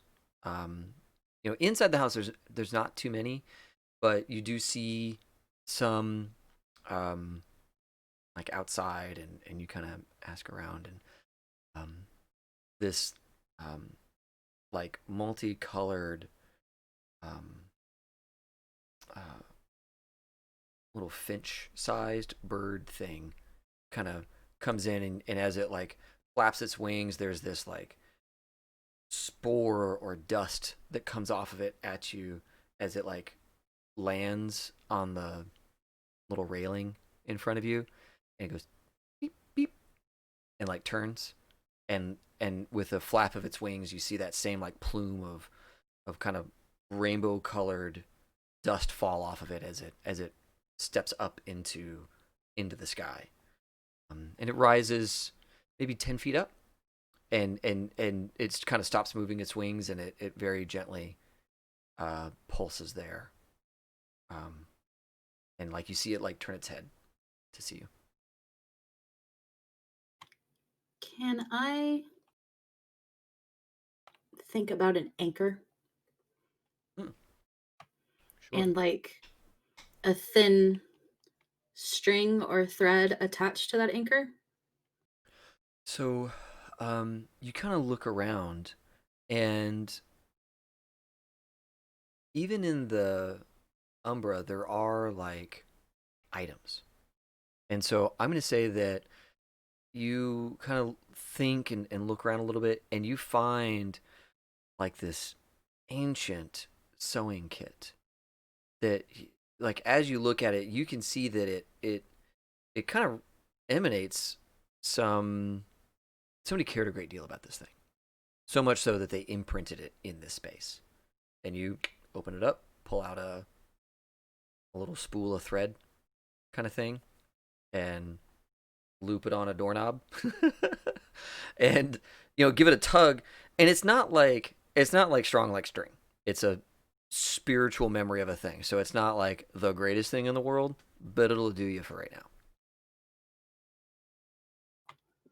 Maybe. No, that works. And Logan will just like nod and follow the little pee spirit. Okay. So you kind of concentrate and feel yourself rise. And you realize, like, you don't really have legs. Like, if you think about them, you have them. But, like, you haven't really needed them since you've gotten here. And when you're not thinking about them, they kind of disappear. And you rise up, and a little beep, beep goes up. And as you rise away from the penumbra, your little spool of string, running. And you start to get up into this like cloud sphere area. This it's not a barrier, it's not a membrane, but it's a fade. You fade from the penumbra where everything is pseudo recognizable up into this like deeper space where you can't see quite as far. It's murky, and kind of up here, the little peep peep looks at you, and you're right at where you can still kind of see the house, and you can kind of see up into the deeper up into the thing, and it's kind of doing a little circle right here in this area, where the two of you have levitated up with it.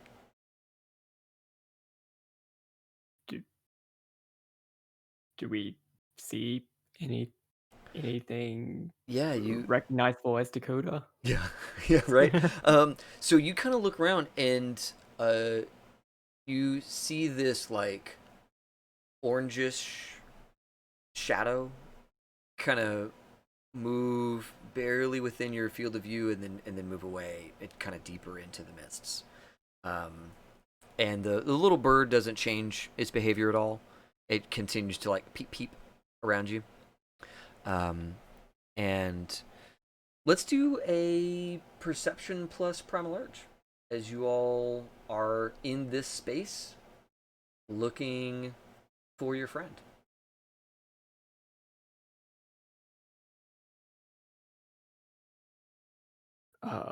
No mod, difficulty 6. Yeah, difficulty 6, because you're kind of in this in-between space, and yeah, no mods.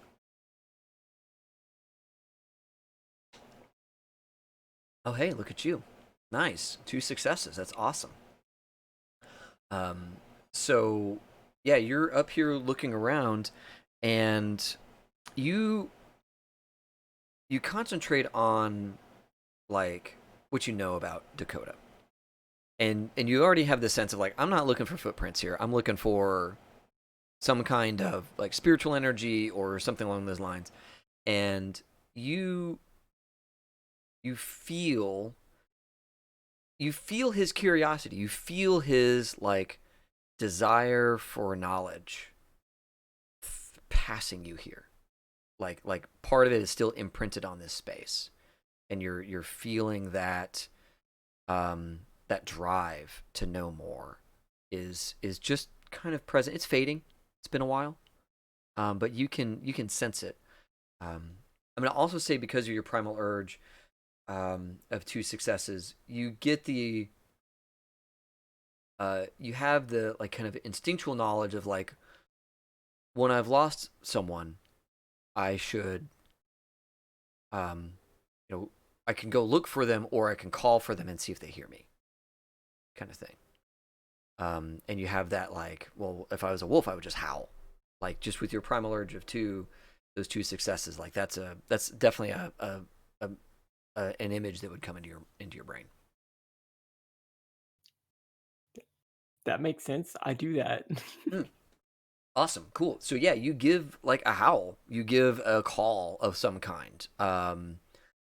You've never been trained in that, right? You've no like formal knowledge on this, but you give the biggest shout you got, right? Let's do primal urge plus manipulation. No, charisma. Let's do primal urge plus charisma. Yes.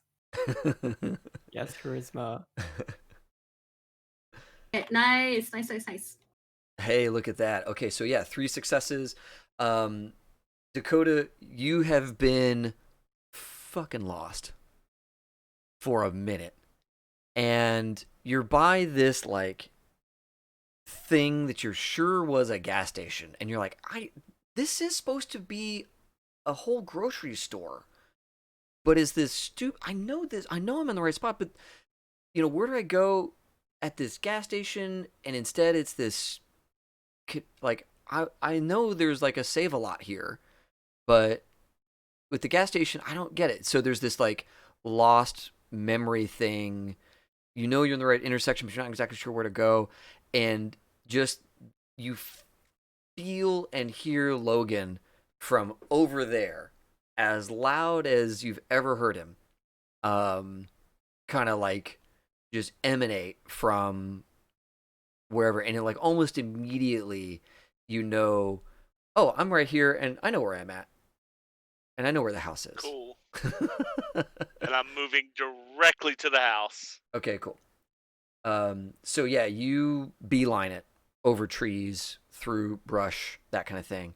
Out here, you've probably had to dodge some like kind of scary looking things, just because like you're out here alone and you're kind of far away from Thea's place.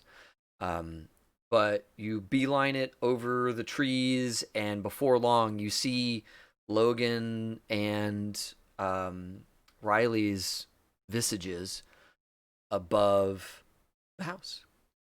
And they're both kind of hovering there, levitating and looking around, as you come into the scene. I would shout, "Don't do that!"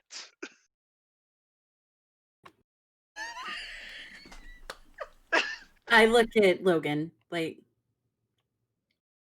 I got a story to tell.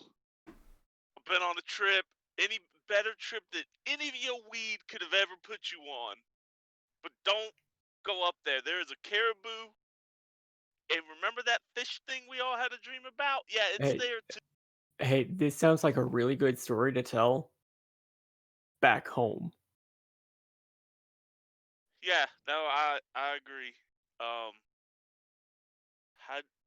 How do I get out?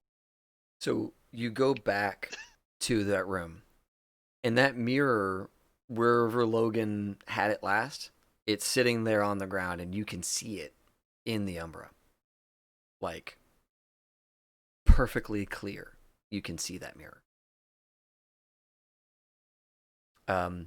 We won't have to roll this, and I'll presume that y'all take some time to like get one of you in, get them dressed out of the room, another one in, get them dressed out of the room, that kind of thing, and y'all go through that process of just like getting out of the Umbra and getting your situation resolved.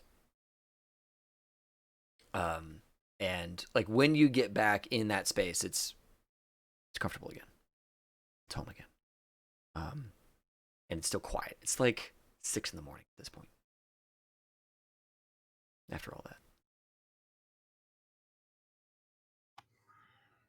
So, breakfast?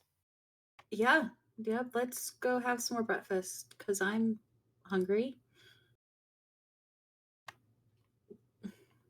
I'll just go back to the kitchen. Yeah, So- you go back. There's probably still some there you can reheat, because like he never finished his. Dakota never came down. So like at least there's one whole serving. Try that up So- real quick. So, what were you doing? And why? So, okay. So, I got curious. And so, I decided to go and talk to the spirits to see if they could give any more clarification on the dream. Did they? And well, either what I talked to was curious to see if I was dumb enough to go talk to, I guess, the fish spirit. So I'll bring up the picture. This thing, whatever this is still somehow alive in the spirit realm, and it doesn't like us. And the caribou creature, and he's like kind of pacing, and he grabs a spray can, right? And he grabs another canvas, and he starts trying to draw out what the caribou. Dude, not in the hell. Like, I mean, I want to get as high as anyone else, but like, Right. Sorry. And he just like goes do we toward need to get you like the a door. sketch pad or something? Like, I don't. For some reason, just look, and I sketch it. I do the caribou Yeah. thing, and I was like, it felt annoyed, but curious. And know that then I feeling. asked, look, I got lost. Anyway, I started to go. It showed me where this thing was at, and it came out of the water, and it did the whole eye thing like it did in the dream, and then it went back in the water. And so I was gonna go try to talk to it, and then I got lost. So I dropped back down into like what I thought was familiar zone, and I found myself in the middle of Seattle. Now here comes the most disturbing part about this. Seattle wasn't Seattle like how that nice little happy-go-lucky place that we were in. Yeah, no, there was spider webs, big ass spiders, all kinds of spirit, and it just hummed, but not like in a happy way. Like it disjointed, not disjointed, or not disjointed, but like unified, but like not natural. And I bugged out. I got freaked out. I bugged out. The nearest like place that was I thought, and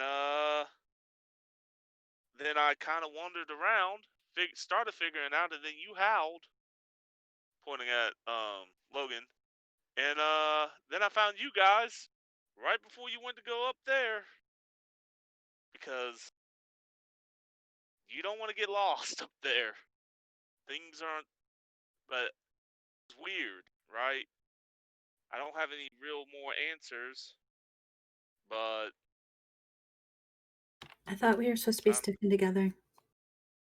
that is on me. My curiosity got the best of me, and that will be the last time I go without you. Because that was an experience that I think I probably would not have come back from. That was Like, on me. like, guys, like, we're the only ones of whatever the hell this is. Like, we have to stick together, right?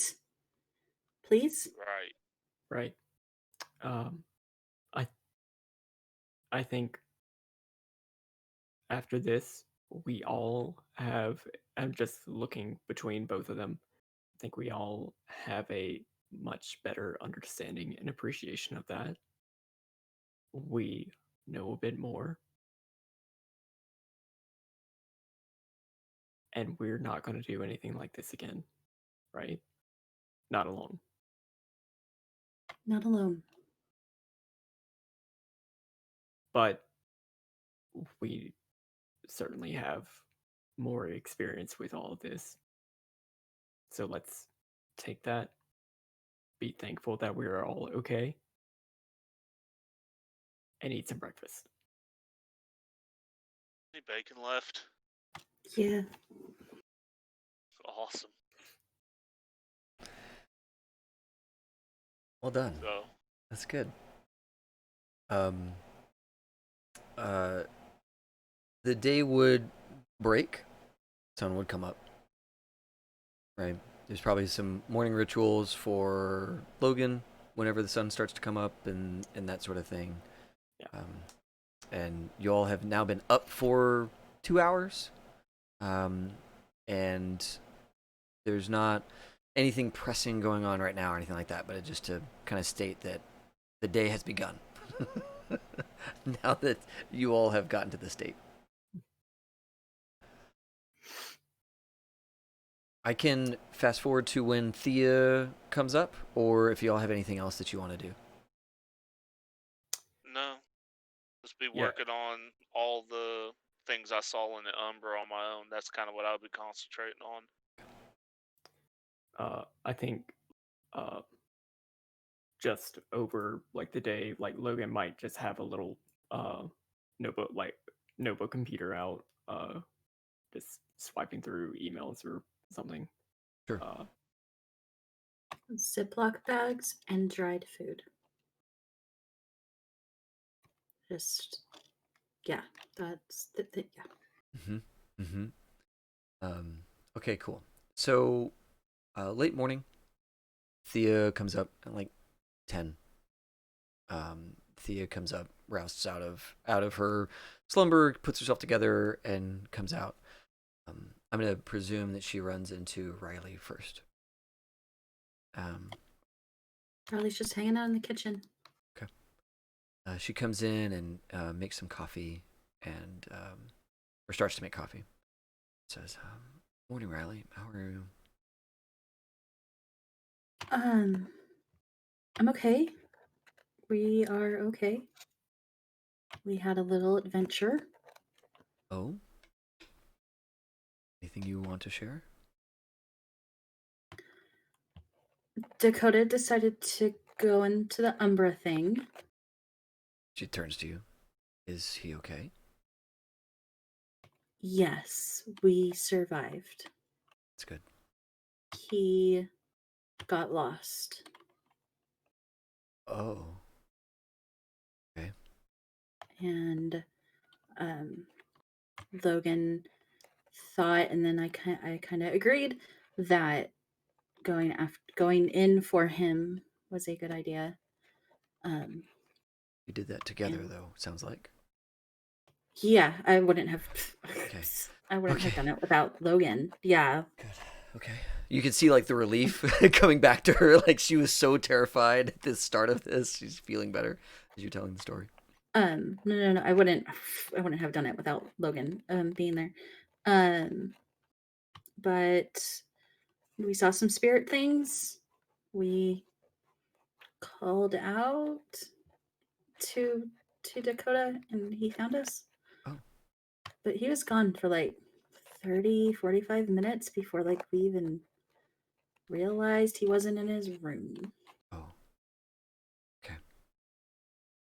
And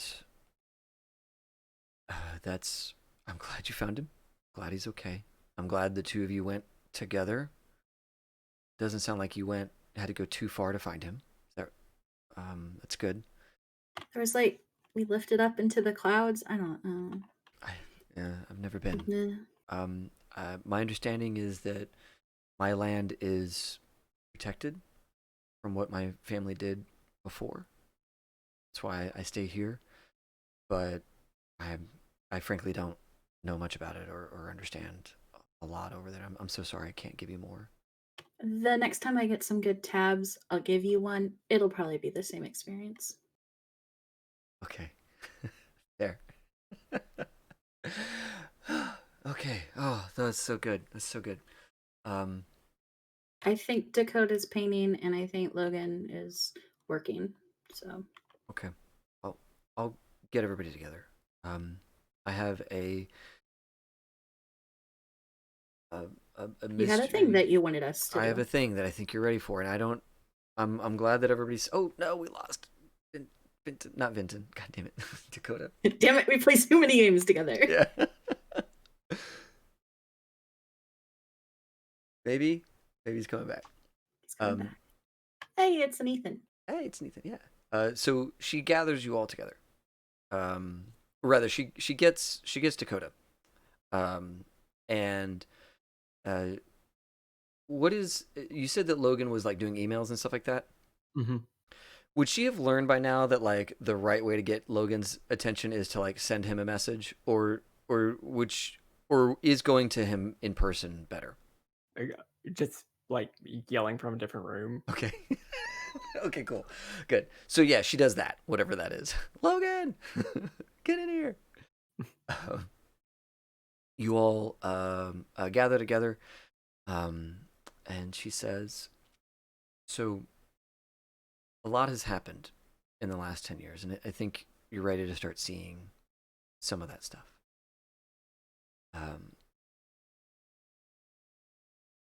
Without werewolves and Mokale and Bastet and the other werekin, Kitsune, without them present, things that go bump in the night have gone unchecked. There is a lake called Echo Lake, north in the woods on a long hike. And 15, 20 years ago, it had a great reputation as a hiking destination, camping destination. And in the last handful of years, it has gotten a reputation for being haunted, for being a place where people disappear. I personally don't think it's a human. Because the police go and they look, and there's little evidence. And when there's not a lot of evidence, that's one of my little flags that I look for. I frankly don't know what it is, but I think that you're ready to go and look for this, to go look into this. If that's something that you're up for, we could do it today. I can get you there. I probably won't join you on the hike. It's kind of a long one, but I can at least get you on the trailhead.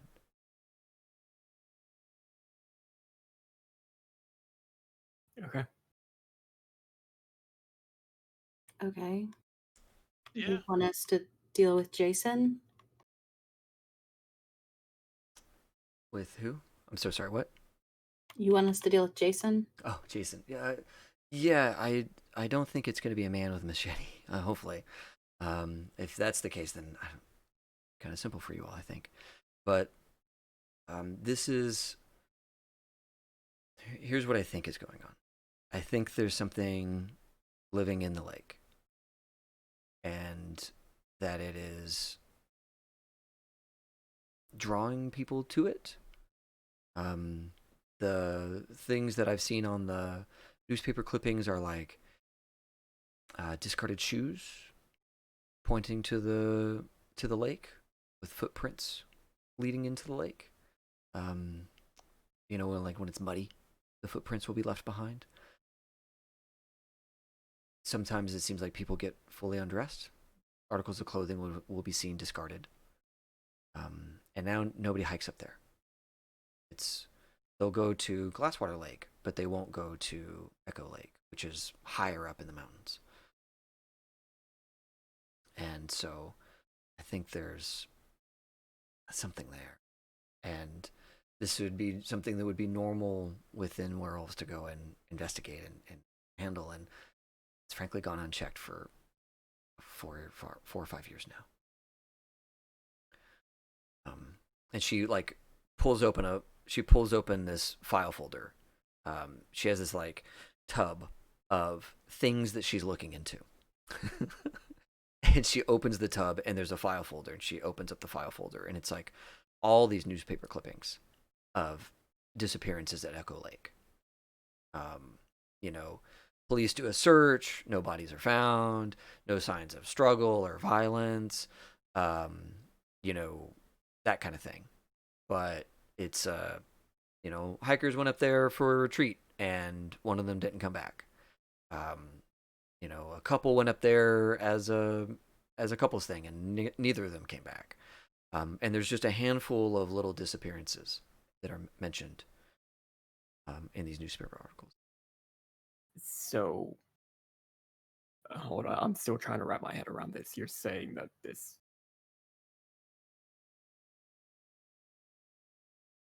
us, bestial killing machines, we're expected to be supernatural detectives. That was common. That was a thing. That was a thing, yes. That was how many werewolves kind of took on challenges that were appropriate to their station. Now, many of them joined the war immediately. So I don't want you to do that. There's no more war to fight. That's all done. I don't want you to consider yourselves needing to be part of some great Garou army, which is what my grandfather talked about and what my whole family talked about, and now they're all gone. So I don't want that for you. But many werewolves and other werekin would look into things. And if there was a problem, they would take care of it. Because problems that are not looked after grow and fester and they get stronger.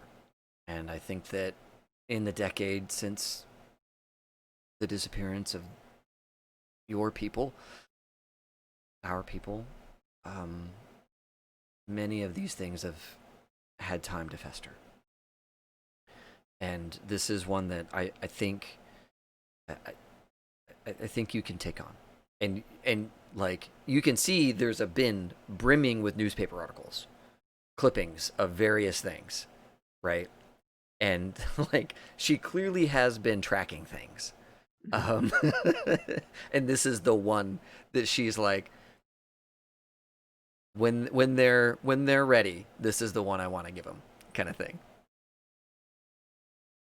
Okay. Look, if this is what you think we need to do, that's what we'll do. It's something that you can do.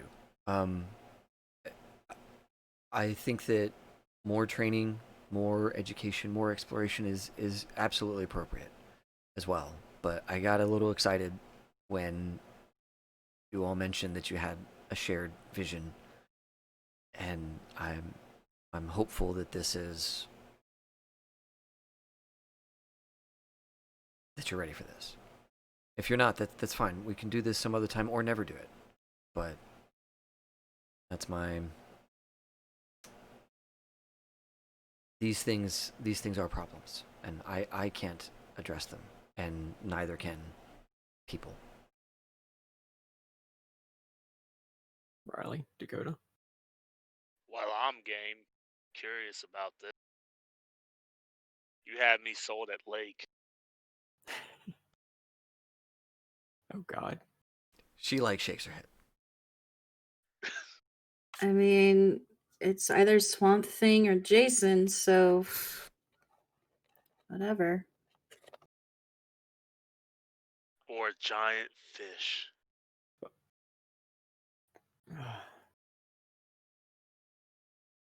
Let's do it. Yeah, whenever you're ready. Okay. Quick time check. It is 10:30 my time. Are you all okay to go for another hour? Or is that going to be too much? I'm fine. Let me verify. Okay.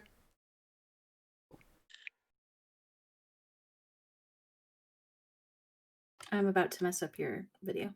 Okay, awesome. Boom, everybody's different. Oh, no. You're fine.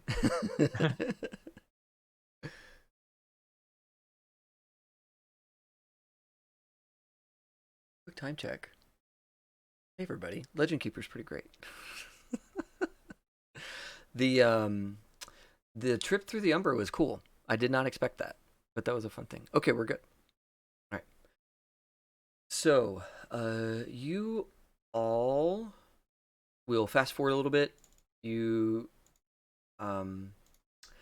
drive out to Echo Lake, or rather, you drive out to the trailhead, the Glasswater trailhead, and it's a Glasswater is a river and a lake. It's like a set of tributaries coming down from the mountains, and way up high is Echo Lake, and Echo Lake is this like freaking beautiful, pristine lake. Mountains and cool waters coming down from the streams and tributaries and that kind of thing, gathering in this lake, and it's fed by and then feeds the Glasswater River. And it's up this long hike, and we'll kind of fast forward through that stuff too. You all get out, get some hiking supplies. You're in Seattle, so like all of you have some kind of like walk and chew, some kind of hiking boot, and head off on the Glasswater Trail. And it's a windy path uphill. There are big tall pine trees, and the forest is alive. There's birds, and there's like bugs, and there's all this like just sound of forest kind of emanating from this space, right? And it is calming. It feels good. And as you get towards Echo Lake, as you are kind of cresting the last couple of hills, let's do quick. Do maybe like a perception plus investigation as you get out that way. Yeah. Let's do kind of a group perception plus investigation. Again, it's serene. It's beautiful up here. Okay. Logan, 1 success. Great. Trina, 2 successes. Awesome. I think Casey got 2 as well. Oh, okay, cool. Oh my gosh. A couple of 10s. Smoking. A 10 on you too. Okay, awesome. So yeah, you all did great. Logan, on 1 success, you catch sight almost immediately of a campsite that looks like somebody's out here camping recently. You can see the dome top of their tent still set up, on a tarp. Looks like a good campsite. And they, hung up their trash up in the tree kind of thing, and they did all the things you're supposed to do. You don't see anybody, but you spot the campsite like right away. Mm-hmm. Dakota with 2 successes, 2 10s, and Katrina with 2 successes as well and a 10. You both spy the campsite as well. You notice a pair of empty sandals near the water, and it is super quiet here. There are no birds. There are no bugs. This is there's the wind, and there's the trees rustling, but there's nothing out here making a bunch of noise. This is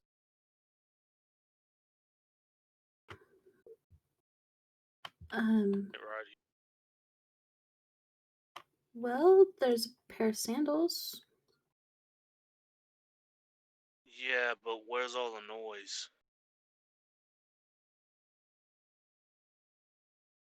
Well, birds don't like to be around scary things.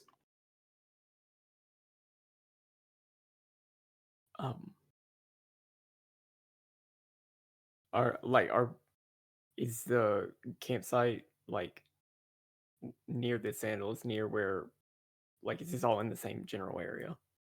Yeah, I would say the campsite is like on the trail leading towards the lake. The tent was probably back away, so it couldn't see the lake from where the campgrounds are, or where its little campsite was. But it's at the lake, right? You walk the trail another minute or two, and you're at the lake. The campsite is empty right now, other than all the stuff that should be. There's no person at the campsite, and then you see a pair of like sandals, like Birkenstocks or whatever, Yeah. like gently in the mud. I'm gonna check out. I'm gonna go to start checking out the campsite to see, not to see if someone's missing, but to see what is there. Sure.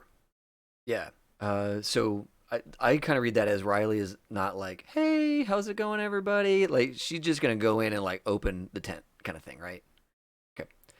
Yeah. So this is clearly a hiker's campground. They've got their little like cooktop. They brought with them a little stove. They have dried fruit and a dry cooler full of things that can be fed there that they can cook, like a little hand cooler kind of thing. Looks like one person planned to be here for a couple of days. Immediately that dried food. If it's like dried food, I'm taking. So yeah, you have it. It's yours now. Oy. As well, a lot of stuff in this camp here in a minute, but we'll get to that later. Sure.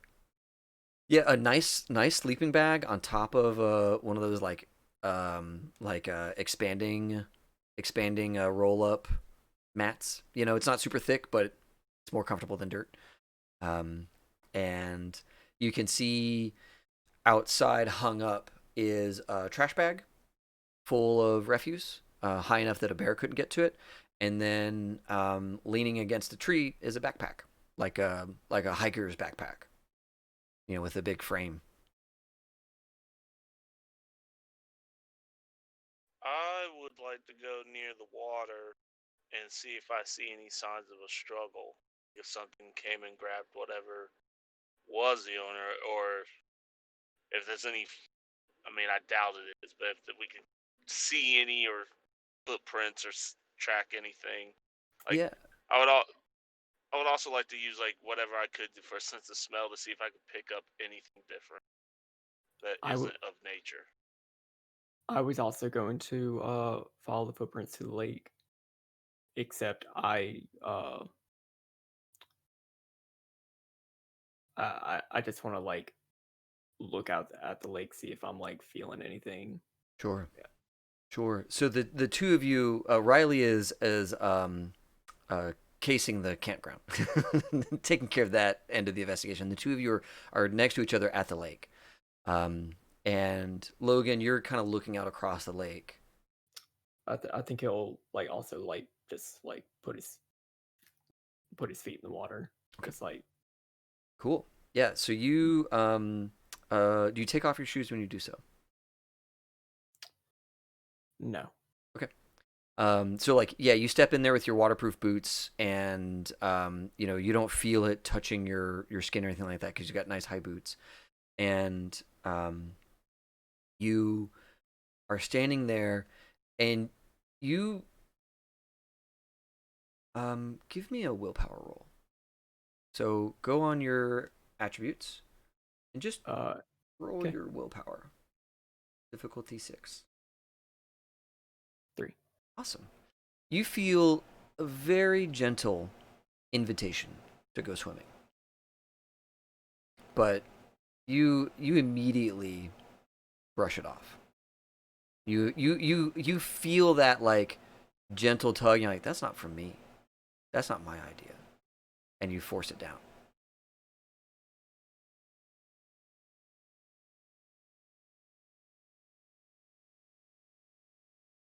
Is there like a connection being made?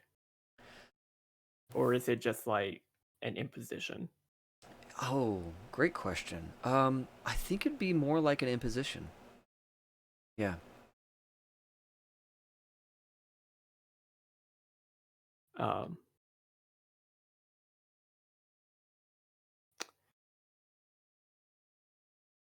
I I'm going to step back out of the water. Uh and I actually will take off my boots Okay.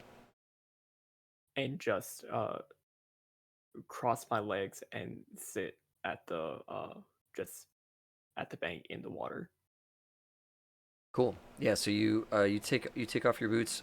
While you're working on that,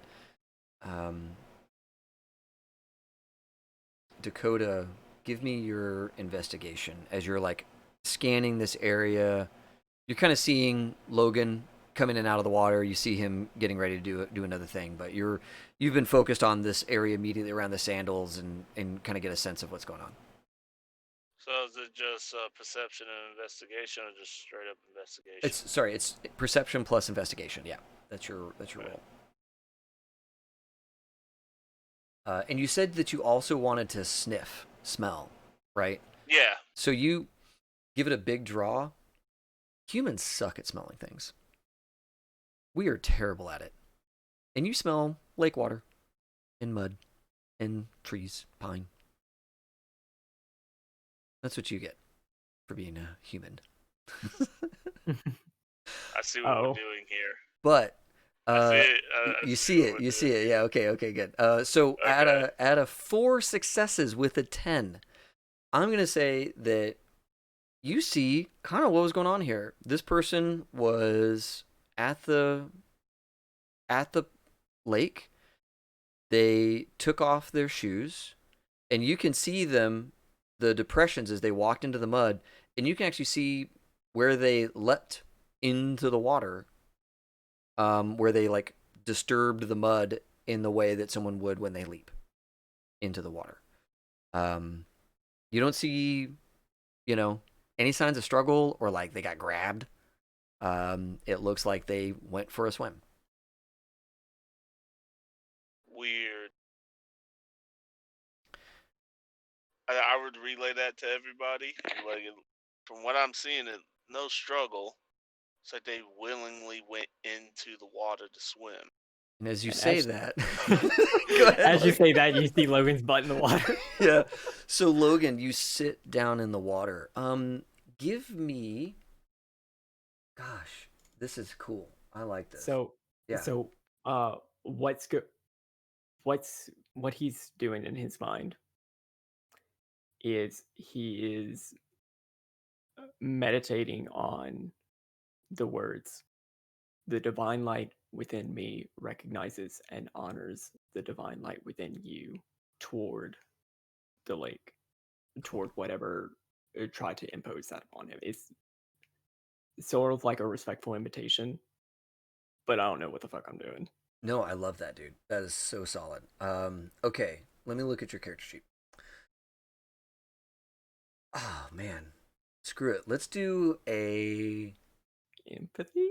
Yeah, that's what I'm thinking. Is like empathy plus maybe like I feel like this is maybe on the manipulation side because you're trying to like draw this thing out and see if it will connect with you on a deeper level as you plop your butt right into the water.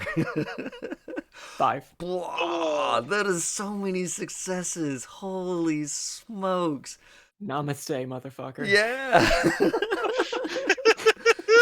So yeah, you sit down in the water and you focus on that phrase and you project it into the world, directed at the lake a couple of times.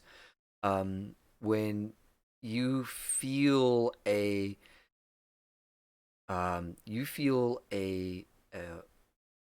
presence say swim.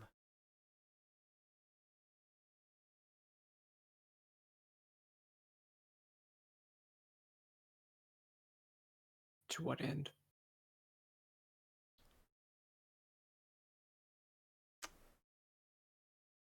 To feed.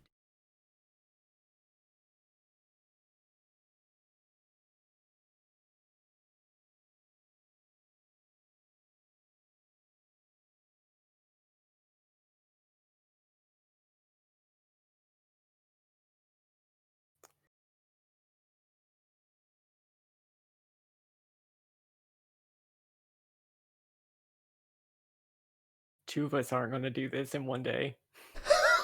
Come on. But are we? Or No. what are we?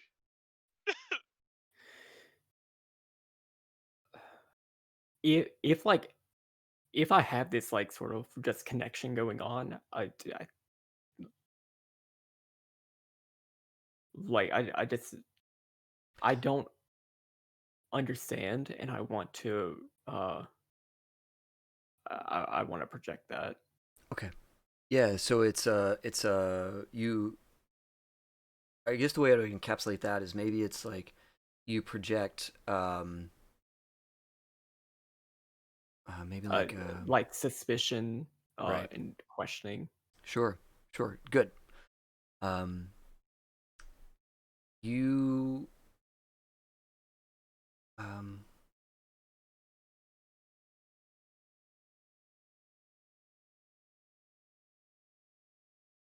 it would respond back with an emotion of like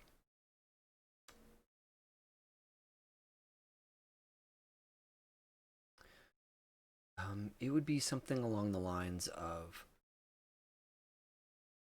a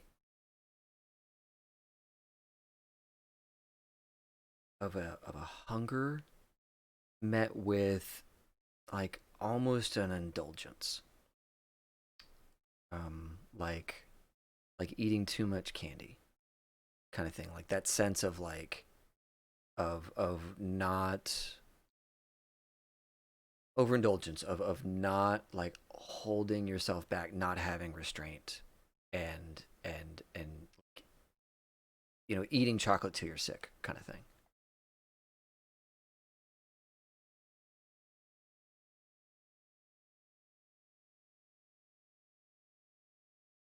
And like you feel that desire to just consume, like to just like imbibe um and like not hold yourself back.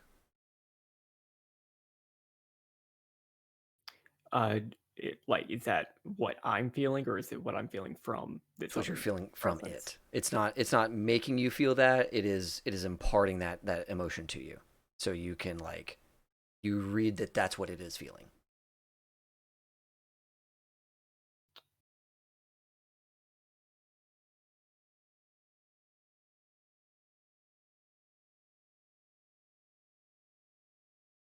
Do you need help?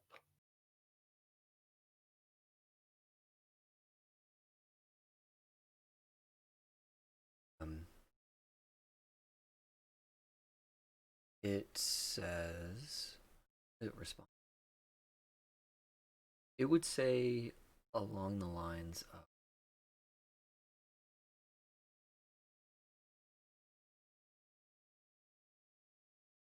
hey what? Give me a like a charisma plus primal urge here. So I feel like you're clearly working with something that is a little bit more bestial. Like it can speak with you, but it's oh nice, 3 successes. That's awesome. It's it's a different sort of thing. It's not quite as sentient as you are, right? That's what I want to move as a primal urge. So, um, it responds that um, it doesn't know how to stop.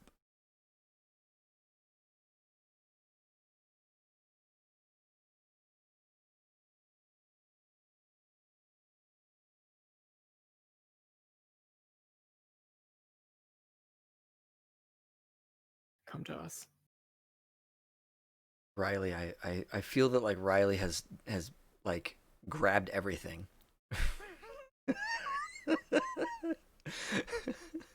They're not the food at the moment, Sure. but we have done a good casing. Yep.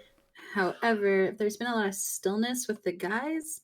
She is watching both of them like a hawk, especially Logan, and ready to jump in should he do something stupid, like try and go further into the lake or be grabbed. Sure. So you leave the camp, walk the minute or whatever it is to get to the lake, and you see Logan sitting in the water. Dakota, what is Dakota up to? There's been some quietness here, but everything seems pretty stable. What is Dakota? What state does Riley find Dakota in? Is what I should ask. Condom change form, get a better You are score. Hit. you're Oh, breaking up really bad. I'm oh, sorry. you're changing your form. Yeah. Awesome. All right. Give me a dexterity plus primal urge to change your form. Difficulty. Look at your sheet. It tells me. Difficulty. What form are you going into, buddy? I think just my wolf form. Okay. Because I'm trying to sniff the. I'm not trying. There's no like fight yet, so Yep. I'm not. So difficulty 6 to change into the lupus form. So dexterity plus primal urge, difficulty 6.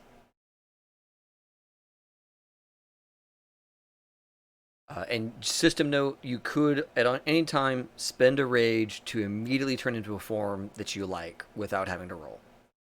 I don't have a lot of rage. Sure. I'm just telling you, if it comes up, you can always just make it happen with spending a rage. Hey. All right, 1 success. Cool. So yeah, you, Riley, you don't see Dakota. You crest the hill. You see Logan sitting alone in the lake, and next to him is this wolf, this full-assed grown wolf, like big, no bullshit wolf. What color is Dakota's fur?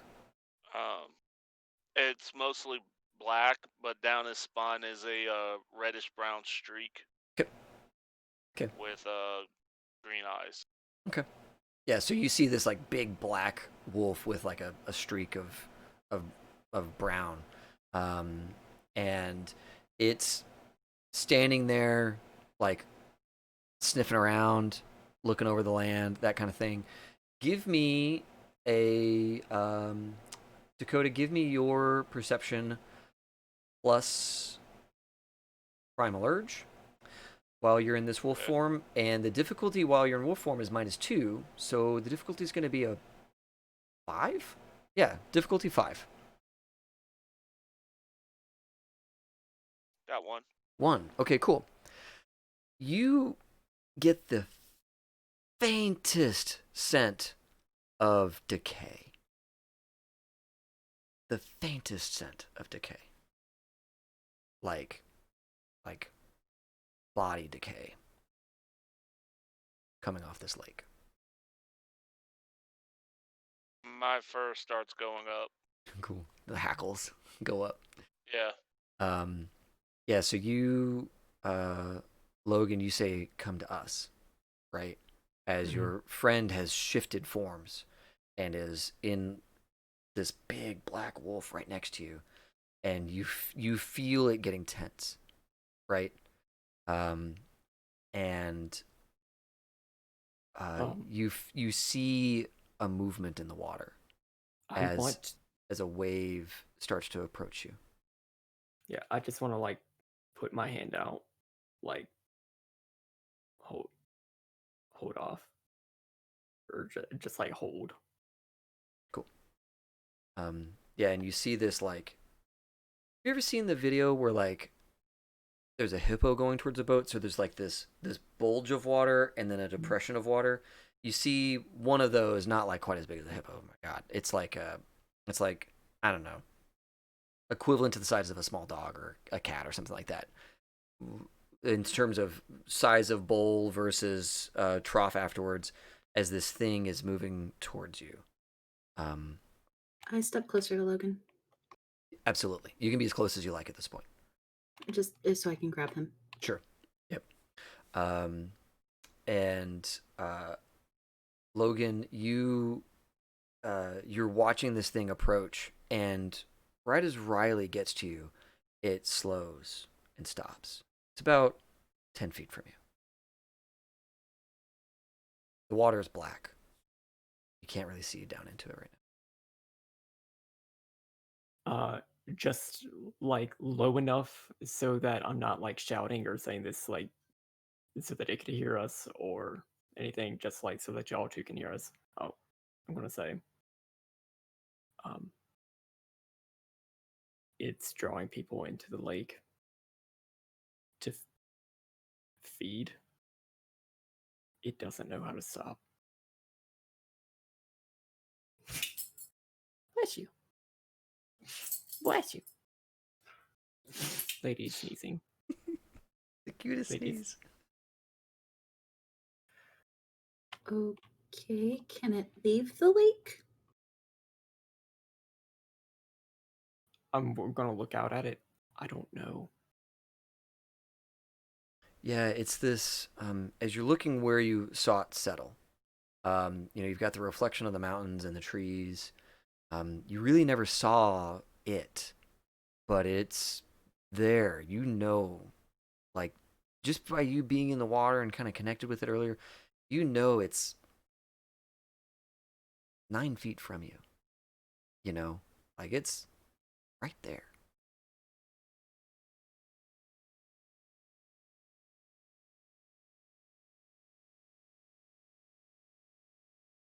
It slowly approaches.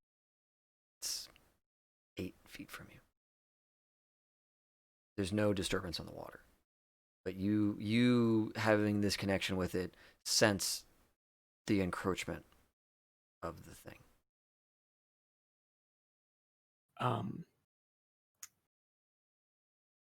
Am I getting the sense that this is predatory?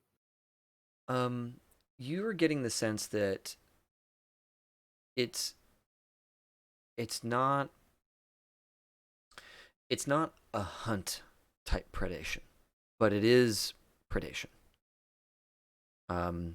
It's like a trap spider, right? It's in position and it's waiting for a change, but it's not going to like pursue you, kind of thing. So it's like it's in a space of like watching and waiting, and that some dynamic of your relationship with it has changed, so that it is now in a lie in wait state. Logan, I don't like this. And you feel the connection that you have with it, as it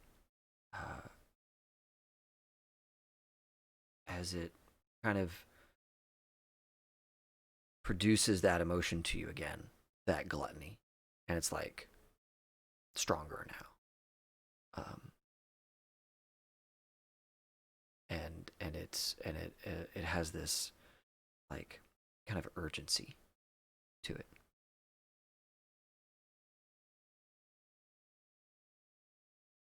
I'm pretty sure it will attack very soon. Maybe when I come up out of the water.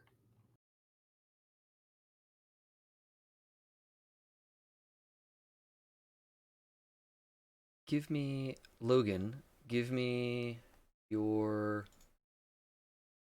Oh... You know what? No, I think that you'll feel the connection to it distance, as right at your legs you see the dirt stop moving, like about an inch away from your legs. Like it was moving before and then it stops? Mm-hmm.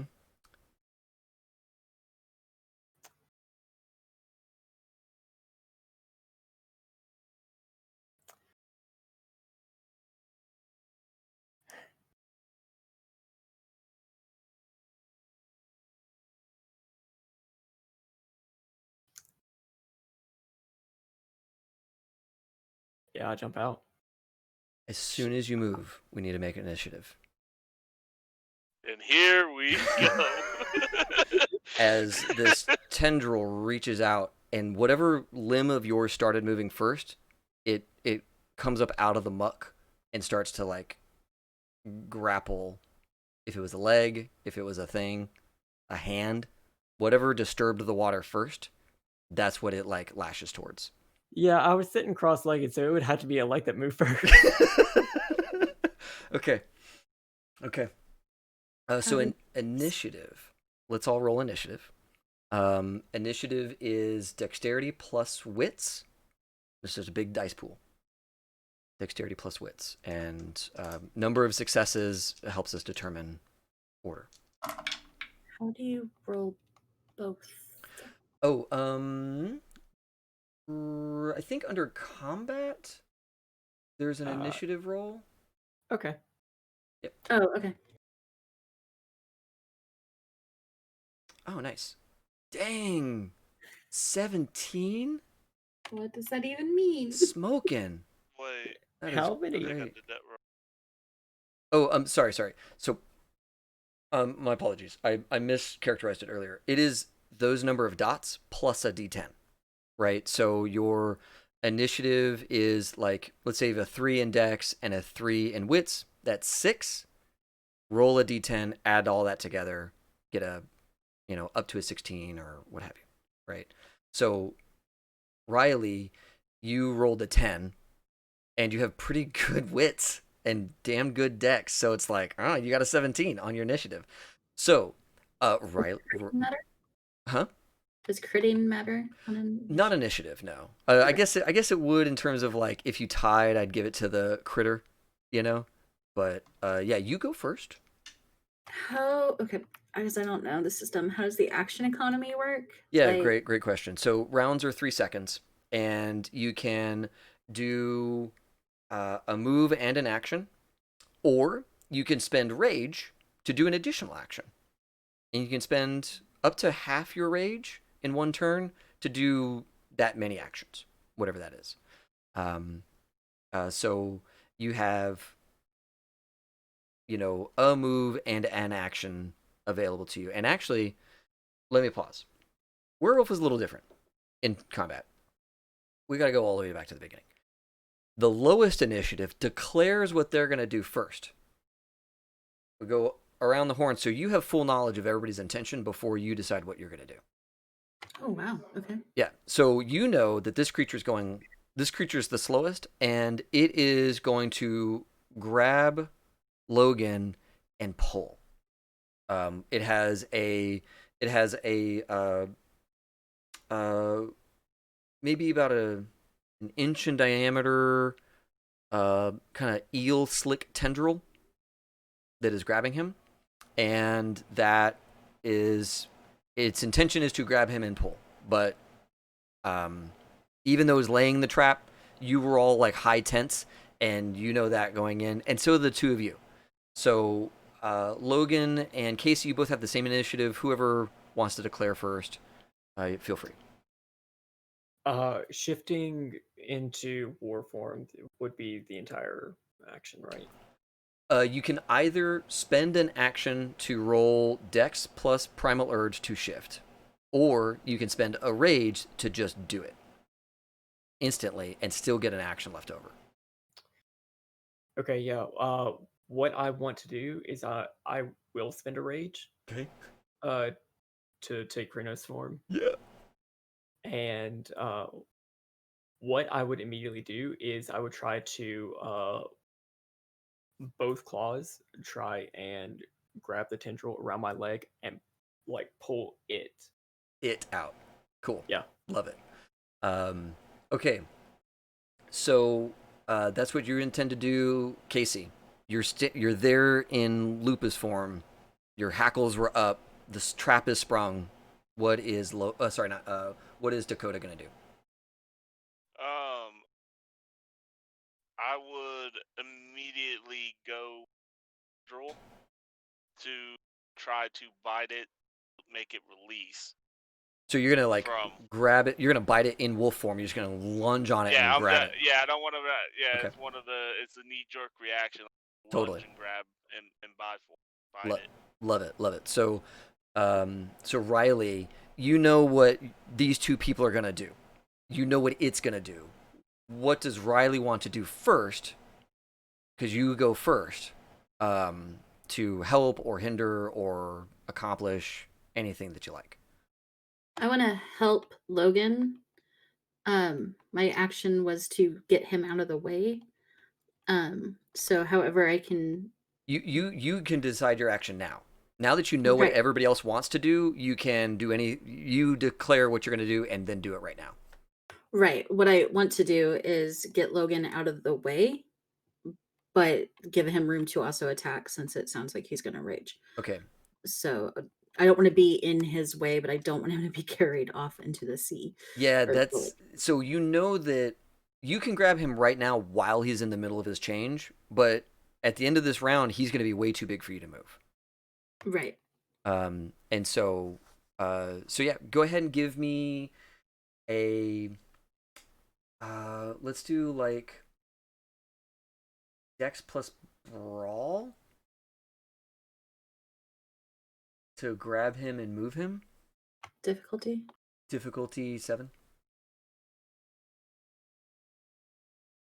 1 success. Nice, awesome. So yeah, you grab. Also a crit. Yeah. So yeah, you grab Logan and start to haul him up out of the water. That tendril is still holding on, or is like still grasping at whatever it can. But you're moving him out of the way, so it's not able to really get a good purchase. It has like a little bit on him, but it doesn't like have him grasped, kind of thing. Like it's still touching a foot or something like that. And then let's go to Casey. Casey with Dakota. What you're gonna bite? So go ahead and do your bite. Dexterity. Oh, that's in the. I think there's actually in the combat screen. There's a bite thing. But yeah, it would be dexterity plus brawl. What's my modifier? I don't think you have any modifier here yet. Oh no. No, you don't have a modifier because nobody is grappling it yet. So no modifier. Difficulty 6 to attack this thing. Awesome. Okay, This cool. is when we're gonna start rolling. Yeah, terrible. you reach out to snipe at this thing. There's too much motion. There's too much stuff going on, and it's this like eel slick skin. Very tough for you to get purchase on it. So you dive in there with your like big teeth and just don't quite get a good grasp on this thing. All good. Logan is becoming this beast. You're 7.5 feet tall now, made of muscle and hate. Yes, I love it. I love it. I love it. Ooh, Love it. what do you want to do, friend? I You're grabbing rage this. rage. Yes. Yes. And yeah, whatever was reaching out at Logan, he's like once he's back on ground, has a footing, he's immediately like reaching in and trying to get as much get a hold as much of it as he can, and like Yeah. try and like just yeet it out. Yeah. Or I yoink get it out of the water. I get it. Yeah. So yeah, and now you've got these huge long arms made of muscle, right? And you jam them into the water where you know that tendril came from. You remember basically where it was. So that's going to be Dex plus Brawl because you're trying to nab this thing in the water. And yep, difficulty 6. Roll away. Was that a 10 in there? Yes, it was. Okay, cool. So yeah, you get a hold of this thing. You yank and pull this heavy beast out of the water. There's a brief flash of like just immediate panic in you as like this thing emerges. That same like glass yellow eye in the thing you saw in the dream is there. It's not on a fish, it's on this like eel like creature, but it's this long spined thing that was grabbing you with its tail as you bodily lift it up out of the lake and slam it onto the ground. Roll damage for me. The damage is Oh, what? yeah. So damage is you should be able to do a. Let me look at. So you had an extra success on your roll. So add a die. So click on the combat page. There's a little damage die. Click on Okay. that. It's going to say attack extra successes. You had one extra success, so toss that in there. Okay. And okay, Nah. okay, cool, all good. Oh, wait. Strength 0. That's ridic. That's not okay. I should be in Krenos. Yeah, so Strength strength plus plus 4, 4, and then your and then my normal strength was 2. yeah. So you're rolling a lot of stuff. Hold on a second. Let's go back to the combat. Let's make sure we're doing the sheet just right. Okay. Attack ability, query, damage. Oh, ha ha ha. Up the damage to um. Oh, click on the little add strength in that in the Oh, line. okay. Yeah, there you go. And now roll it, and I bet it knows that you've got like 6 strength now. Plus the 1. So you're rolling 7 dice. There we go. Okay, cool. So yeah, you bodily lift this thing out and slam it on the ground as it goes. Whatever its like damage tracker is, it doesn't actually have it doesn't have as much health as you guys have. So you watch this big like nasty tooth eel thing slam into the ground. This like inky black scaly skin, as it gets like you see it like kind of get broken a little bit on the ground, and it is like looking at you with intent, with like cognition. It is eyeing you. On its turn, it was gonna try and pull you. Instead, it's gonna like kind of continue on that and try and like just wrap itself up on your arms, kind of thing. So it's gonna do a Dex plus Brawl to see if it can't like wrap itself on your arms while you're holding it, kind of thing, as it like contorts back. So let me roll a handful of dice. Give it this many dice. All right. So this is going to be, I believe that grapple in this version is still opposed. So give me your Dex plus Brawl to stop it. It got 2 successes on its stuff. Okay. I got 1. Okay, gotcha. So it wraps up on you. It can't do any extra like damage, but it does try to constrict on you. I'm gonna say it actually would do bashing damage, but you're in war form, and this next combat round you heal it. So, like, it would have hurt you, but you were a war machine, so it's not doing it. Let's go back to the top of the order. This creature, its next thing that it's going to want to do is you see it like start to glow, like you see this like ribbon of light cast down its back as it charges up to do some kind of electrical thing. What do you want to do, Logan? With it like wrapping around me, I assume I still have purchase on it. Yes. Uh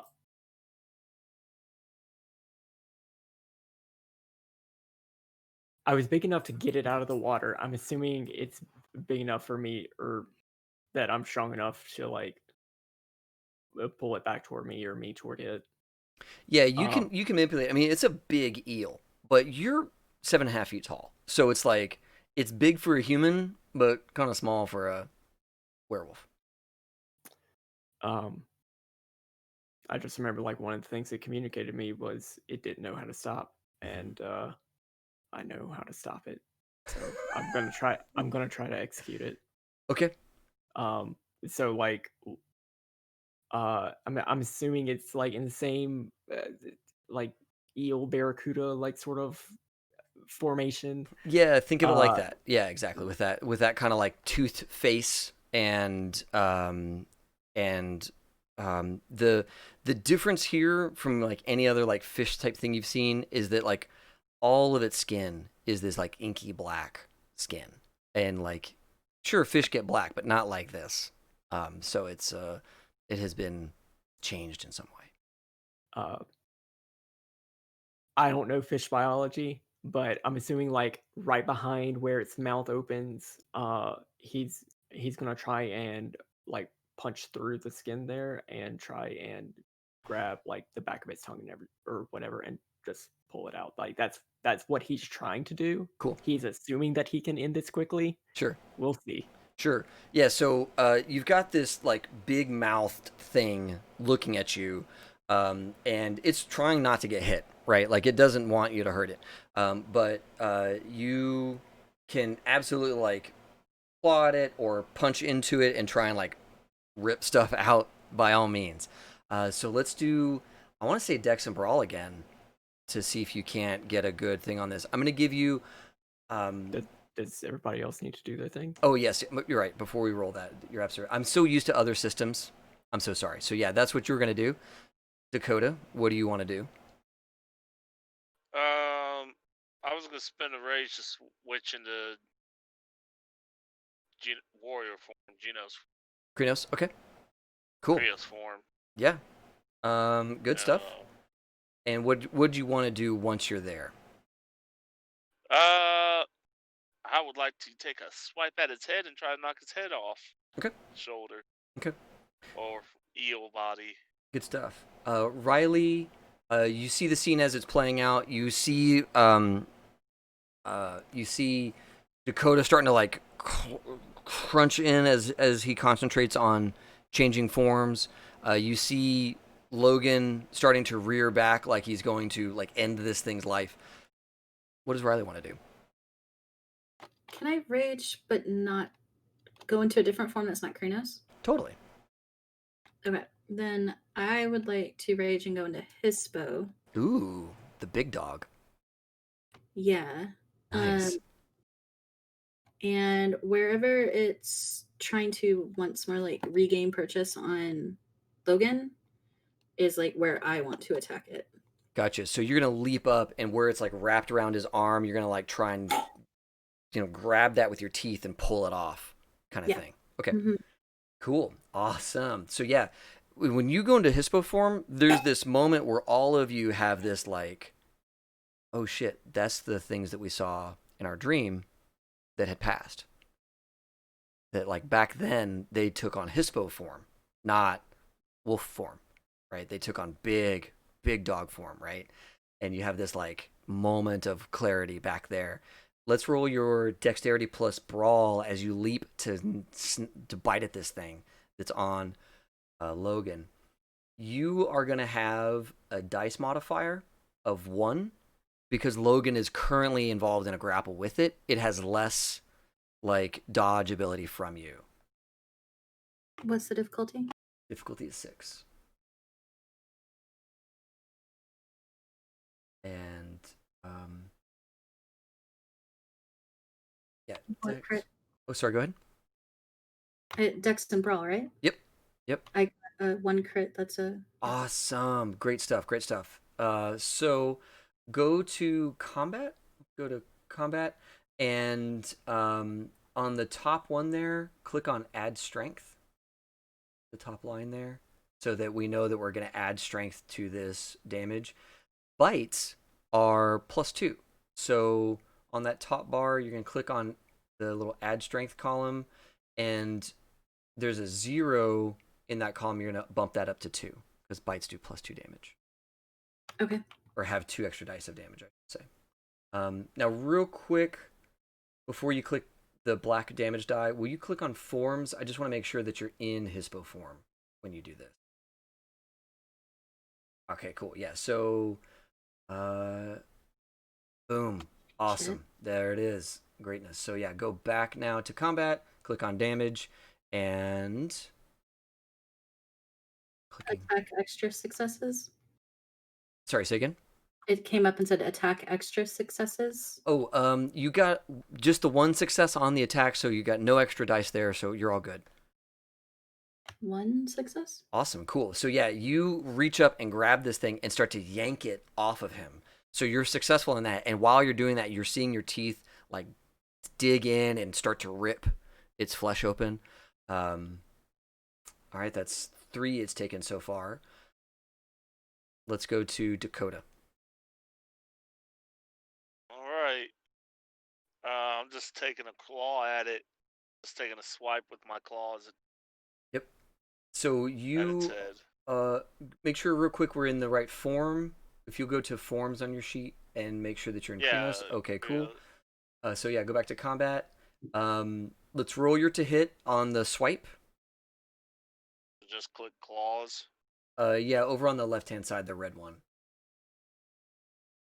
Oh. Oh, I'm so sorry. Yeah, no, you've got the claw. Oh yeah, the maneuver claw. Yeah. There. That works too. I don't. Okay, cool. I do Yeah, that. it's tough because you've got all this stuff going on with all these people. But yeah, you're just not able to get in there and get clean hits. Like part of it is you want to murder this thing. The other part is you don't want to hurt your friends, right? So you're Right. like careful. It's just tough to get the right swipe in on this thing. All good. Why now? Yeah, right. Man, dude, that was a lot of ones. You rolled 3 of them. Roll 20s mean. Yep. Roll 20s mean. Oh, you know the other thing? Just a real quick note. Normally, when you're at minus successes, there's like a botch. There's like a bad thing that happens. But you got a 9 in there. You got a success, so nothing happens. It's just a burnt combat action. So all good there. Let's go to. Let's Can I go ask to. a clarifying question? Yes. So it says you add another die to the usual bite damage. Is that what we did? Yeah, with the 2. The 2. That's what it was. Yep. Okay, and Logan, you've got this thing. It's been taking a little bit of damage. You've got this huge wolf hanging off your arm, ripping this thing away from you, and you've got another like giant werewolf with you, grappling this thing. What do you want to do? Yeah, if I have an opening, I'm gonna try to do that execution. Cool. So as you're like reaching into it, you see like in its open mouth, you see a like a nodule, like this part inside of its mouth that doesn't look natural, doesn't look like it belongs. As you're like rearing back and you're like looking at this thing and it's looking at you with its hatred. Do you want to do anything with that new piece of information? Yeah, I'll go for that. Okay, cool. So let's do your brawl plus dex. It's going to be a little bit harder because you're going for like a targeted thing. So instead of a difficulty 6, it's going to be difficulty 7. Okay. 2. Okay, you reach in there with your claws and like dig at it. Let's do damage as you try and remove this thing that's lodged inside this creature. And you feel awesome, cool. You like rip at this nodule. As you're touching it, you feel this like deep hunger like reach into you. And you understand briefly what this thing is contending with. As you rip it out and throw it to the ground, this ball of ick splatters, and you see it shift. The eel in your hand is still fighting for its life, but the fight in it is draining fast. You see it's bleeding in a few places, but this like icky thing on the ground is shifting away from you. Mm. Let's go to the eel is probably going to try and escape, not trying to do an electrical damage thing with all of you here. So if you want to maintain hold of it, please roll your dex plus brawl and get more than 1 success. Logan. Okay, Cool. Yeah. So yeah, you can hold on to this thing if you want to. It wants to get away from you. If you don't want that to happen, just you've got a strong grip on it. But let's get to the top of the round. I'm gonna say in the fray of battle, Riley and Dakota, will both of you give me like perception and intelligence just to see, do you even see this thing that he you saw him go in there and rend the crap out of this thing and throw some ick on the ground, but do you see the ick move? I was given that to Logan because Logan tossed it, but I don't know if you all see it. Can you roll perception and intelligence together? Sorry, perception and primal urge, because you're all in wolf and war form. 6. 6. Nice. Okay, cool. So Casey, I don't know, dude. You're getting all the ones tonight. Wrong? Roll20 hates you. No, it kept me alive when I needed to be alive. It did.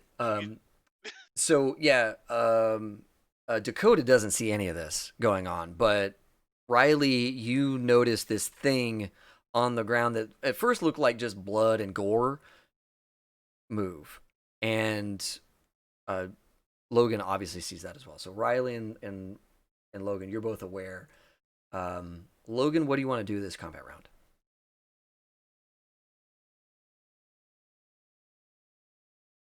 Oh God. So before I realized that, oh, the thing that I pulled out of it is alive, I was gonna carry the fish back into the water and have it be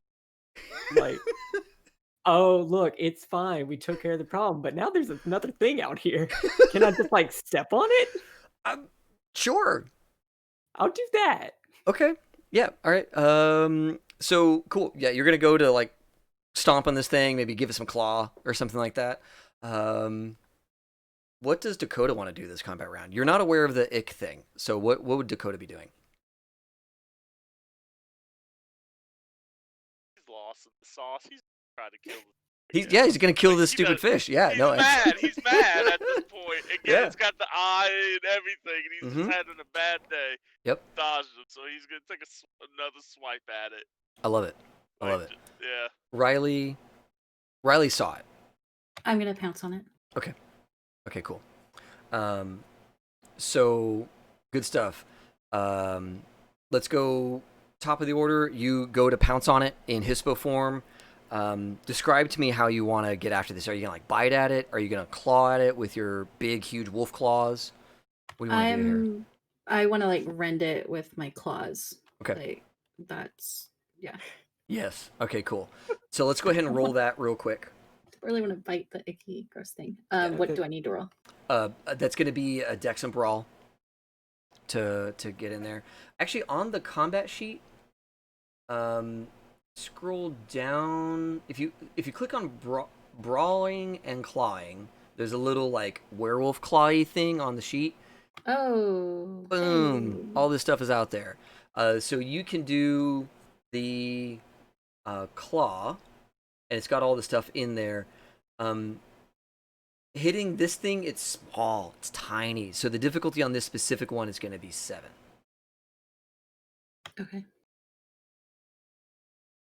2 successes, 1's a crit. Nice. 2. I don't even know what that stuff does anymore. 2 crits. I got 2 10s. Nice. Wait, where does it show that? If you hover over it. Oh! It just took a second for it to load on my screen. I'm so sorry. Yeah, great. Oh, that's an awesome roll. So you rended this thing. You were gonna do aggravated damage to it. So click on the aggravated button. Attack extra successes. 1 extra success. Sweet. Yeah, you do a bunch of damage to this thing, to this inky blackness. But as your claws touch it, you also feel this insatiable urge to feed. And not on good stuff, not on the dried fruit you've been gathering, but on anything with meat. and it just like as you're touching it, it doesn't like take over you or anything like that, but you feel that urge as you're like clawing at this thing and dissipating this this like oil slick on the ground kind of thing. Let's go with Dakota. You're gonna attack the fish. So let's see your roll on the attacking the fish business. 7. Yep. Because I'm clawing at it. Yep. 6. Oh, Come on. oh, Damn, man. KP. That's rough. Just That's rough. let me win. That's rough. Let me do it. No successes. This is the Casey said he wasn't gonna make a combat character, and Roll20 was like, "You're right. You're not gonna make a combat character." All right. I don't like this. No, yeah. Good. So, last up, this like inkwell thing is on its last leg, but Logan. yep, Logan, you get to go. You're Yeah, gonna stomp it on it, right? Yeah. Do I have an opening with Riley? Yeah, she's sitting in there clawing and biting at it, and there's totally openings in there where you can get your giant Krinos, foot in there and just like rake it. Would that be another brawl? I think that's like if you're looking at the let me look at Or would that be brawling and clawing? Or yeah, so if you go down and click on the brawling and clawing business and pop Yeah. all that open, I feel Kick. like this is like there's a kick. yeah, let's do a kick. I like it. 3. 3 extra successes. All your successes are just going to Logan. Solid hitting. Hey. Give me your you're still going to be using your claws in this thing, so go up to the damage type for the claw, because it's still going to be your foot claws digging into this thing, so I want to make sure you get that aggravated business. So Okay. will you click on the aggravated as if you had done a claw? Are there extra successes? There's 2 extra successes, because you got the first one that hit, and then you add 2 more because you holy smokes, 7. Dude, Logan is a killing machine. Oh my god. I'm sure that's exactly what Logan wants to be. I'm just like holding this big fish, and I'm just like, eh. So, Yeah. I want to like look at your own health tracker. Your own health tracker has 8 damage spots. And you just in one round did 7 damage. If you were fighting like a normal person, you would have in this round crippled them. But by yourself. Logan went into this thinking that he would need to execute something, And he did. and he has passed that judgment. Yes. Yeah. There's this fading, lingering feeling as you like get in there and rake the crap out of it. Of also this overwhelming hunger. But as you murder this spirit's hold in the physical realm, that all dissipates. And you see like on the dirt where you guys were fighting it, you see the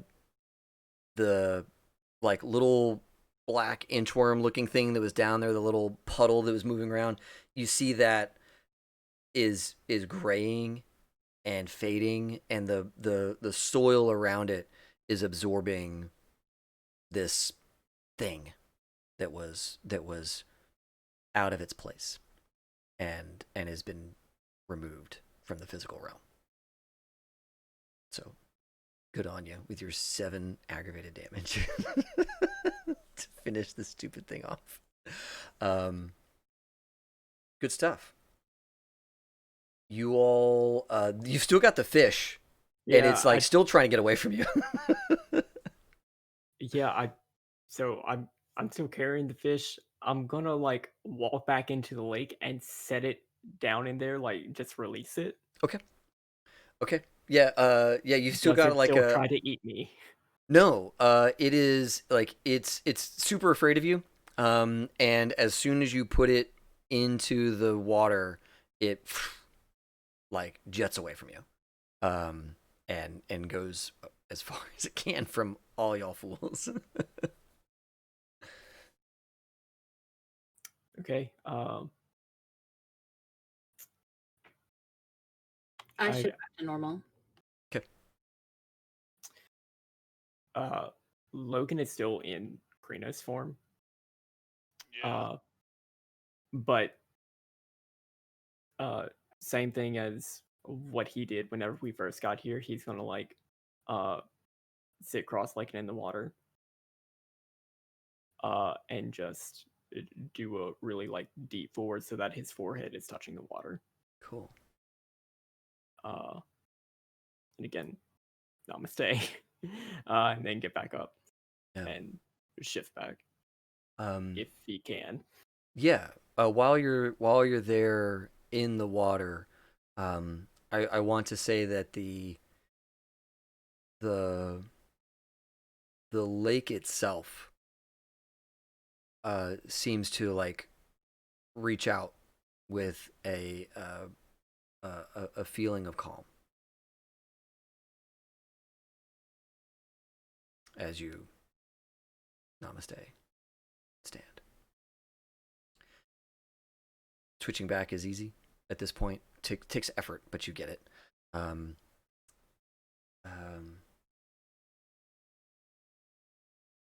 Dakota and Riley, what do you'll do while Logan is in the drink? Go ahead, Casey. I was back. If pulling myself up out of probably swipe, I would just switch back into wolf form. Cool. And so beast. Yep. And I would like to just sniff the air. Yeah. If I can. Yeah. To see if that decay smell has gone. Yeah, it's still present. But that decay smell is probably actually a body. Okay. That's out here. Like as you're smelling it again, it's like no, there is actually something that's dead out here somewhere, and I'm picking up on it as a wolf. And then I'm going to find a shady tree and go take a nap until somebody tells me it's time to leave. and go lick my wounds. Good stuff. Riley? I'm repacking this person's camp. Okay. After I get changed into clothes, I assume I brought clothes for everyone in my backpack. Yeah. And food. Yep. I'm going to say that there's out of character. There's a whole thing in the werewolf lore where it's like when you change, all your clothes get shredded and like you're naked afterwards and all that stuff. And then they give a rite called Rite of Talisman Dedication, so you don't have to go through that effort. And it's like this whole, I don't know, it's whack-a-mole. I don't like it. So I say everybody starts with some kind of outfit dedicated to them that they can shift and come in and out of form, and the outfit itself will do whatever it needs to do to either grow or shrink or absorb. But when you go back into human form, you got clothes on. So you have that. Not to meta that, but are you counting packs and stuff with that? No, packs and stuff don't count on that. It's just like it's like a shirt and pants kind of thing. Yeah, I will repack this person's camp, the entire thing, and take that pack with me. Okay. It's a really nice pack. Like I'm assuming this is really nice stuff. Yeah. Yeah, this is all like good camping gear that you've got. They shop at REI, you know, like or whatever. Shopping list later. Yeah. I want to resell. Totally. But yeah, for the guys, like I completely like nick all of this stuff. Yeah. Awesome. Do you want to do anything Dakota else while you're here? What, Casey? I was like, Dakota would have been already asleep, but while you were packing up, he would not have saw you. He's like, So when he wakes up, he'll be like, "Cool backpack." Really unaware. I don't know about y'all, but I could eat. All I have is some nuts and berries, but I'll toss a bag of dried food to him. Yeah, you've got like this like vegan trail mix, and it's full of like goji berries and all that stuff. And I guess we head back to Thea. Cool. We can go ahead and wrap it here. I certainly foreshortened the investigation around the lake thing. We just didn't have the time for all of the stuff. But this was good. This was a really good like get you out there into the world a little bit. The exploration of the Umbra was fantastic. All of that shit was like session 3 stuff to me. Like, let's go see the city. Session 3 maybe. We did that on the first session. Oh my gosh. I was looking at one of my faults by accident, and I picked curiosity, and I totally forgot that was one of my faults. Yeah, no, I That was didn't. just me I as a didn't even player have being to. super curious. I didn't even have to like force you to roll because I was like, I was gonna make you do it, and then you just started doing stuff, and I was like, oh, okay, I don't have to make him roll to not be curious. He fancied it. That's all. He just fancied it. It was good. That was real good. All right, everybody at home, I think we're gonna call it here. XP for Werewolf is super like straightforward. You all get, I think, 6 XP. And that can be spent on skills and the abilities and attributes, abilities, the rage, all that kind of stuff. I honestly don't know where on this sheet you mark your XP. It's under advantages. Advantages. Okay, cool. But I just happen to be on that page. Okay, good. So yeah, the norm is between 4 to 6 XP. Because this is a monthly game, I might do more just so that y'all have faster advancement. Because Werewolf, I think, scales the XP with the assumption that you're going to be playing this game every week, and that is not what we're doing. So I'll probably like ramp that up, and once we find a good middle ground, we'll stay there. Cool. I don't have anything else. This was really fun. Thank you all for jumping in and playing this with me. Thanks for running it. Yeah, it was fun. We will get to do this again next month. We might have some more players with us then, and we have to figure all that stuff out. I don't have a date in mind just yet. We have to figure out everybody's calendars. But we will play this on a Tuesday in October. That is our intention. Let me cruise Twitch real quick to see if there's anybody like we should raid. Because we got a nice little audience here. We could give somebody a gift of a handful of viewers. One of my friends is streaming. I think one of the jabronis is streaming, maybe. Is that Wombletastic? Yes, Wombletastic. Oh, let's raid Wombletastic. Oh, I like his Everybody give him the Wumble Bumble. The Wumble Bumble? That's cute. What is he playing? Pillars of Eternity. Oh, cool. Okay, cool. Yeah, we will raid Wombletastic as he plays Pillars of Eternity. I had to find this silly name.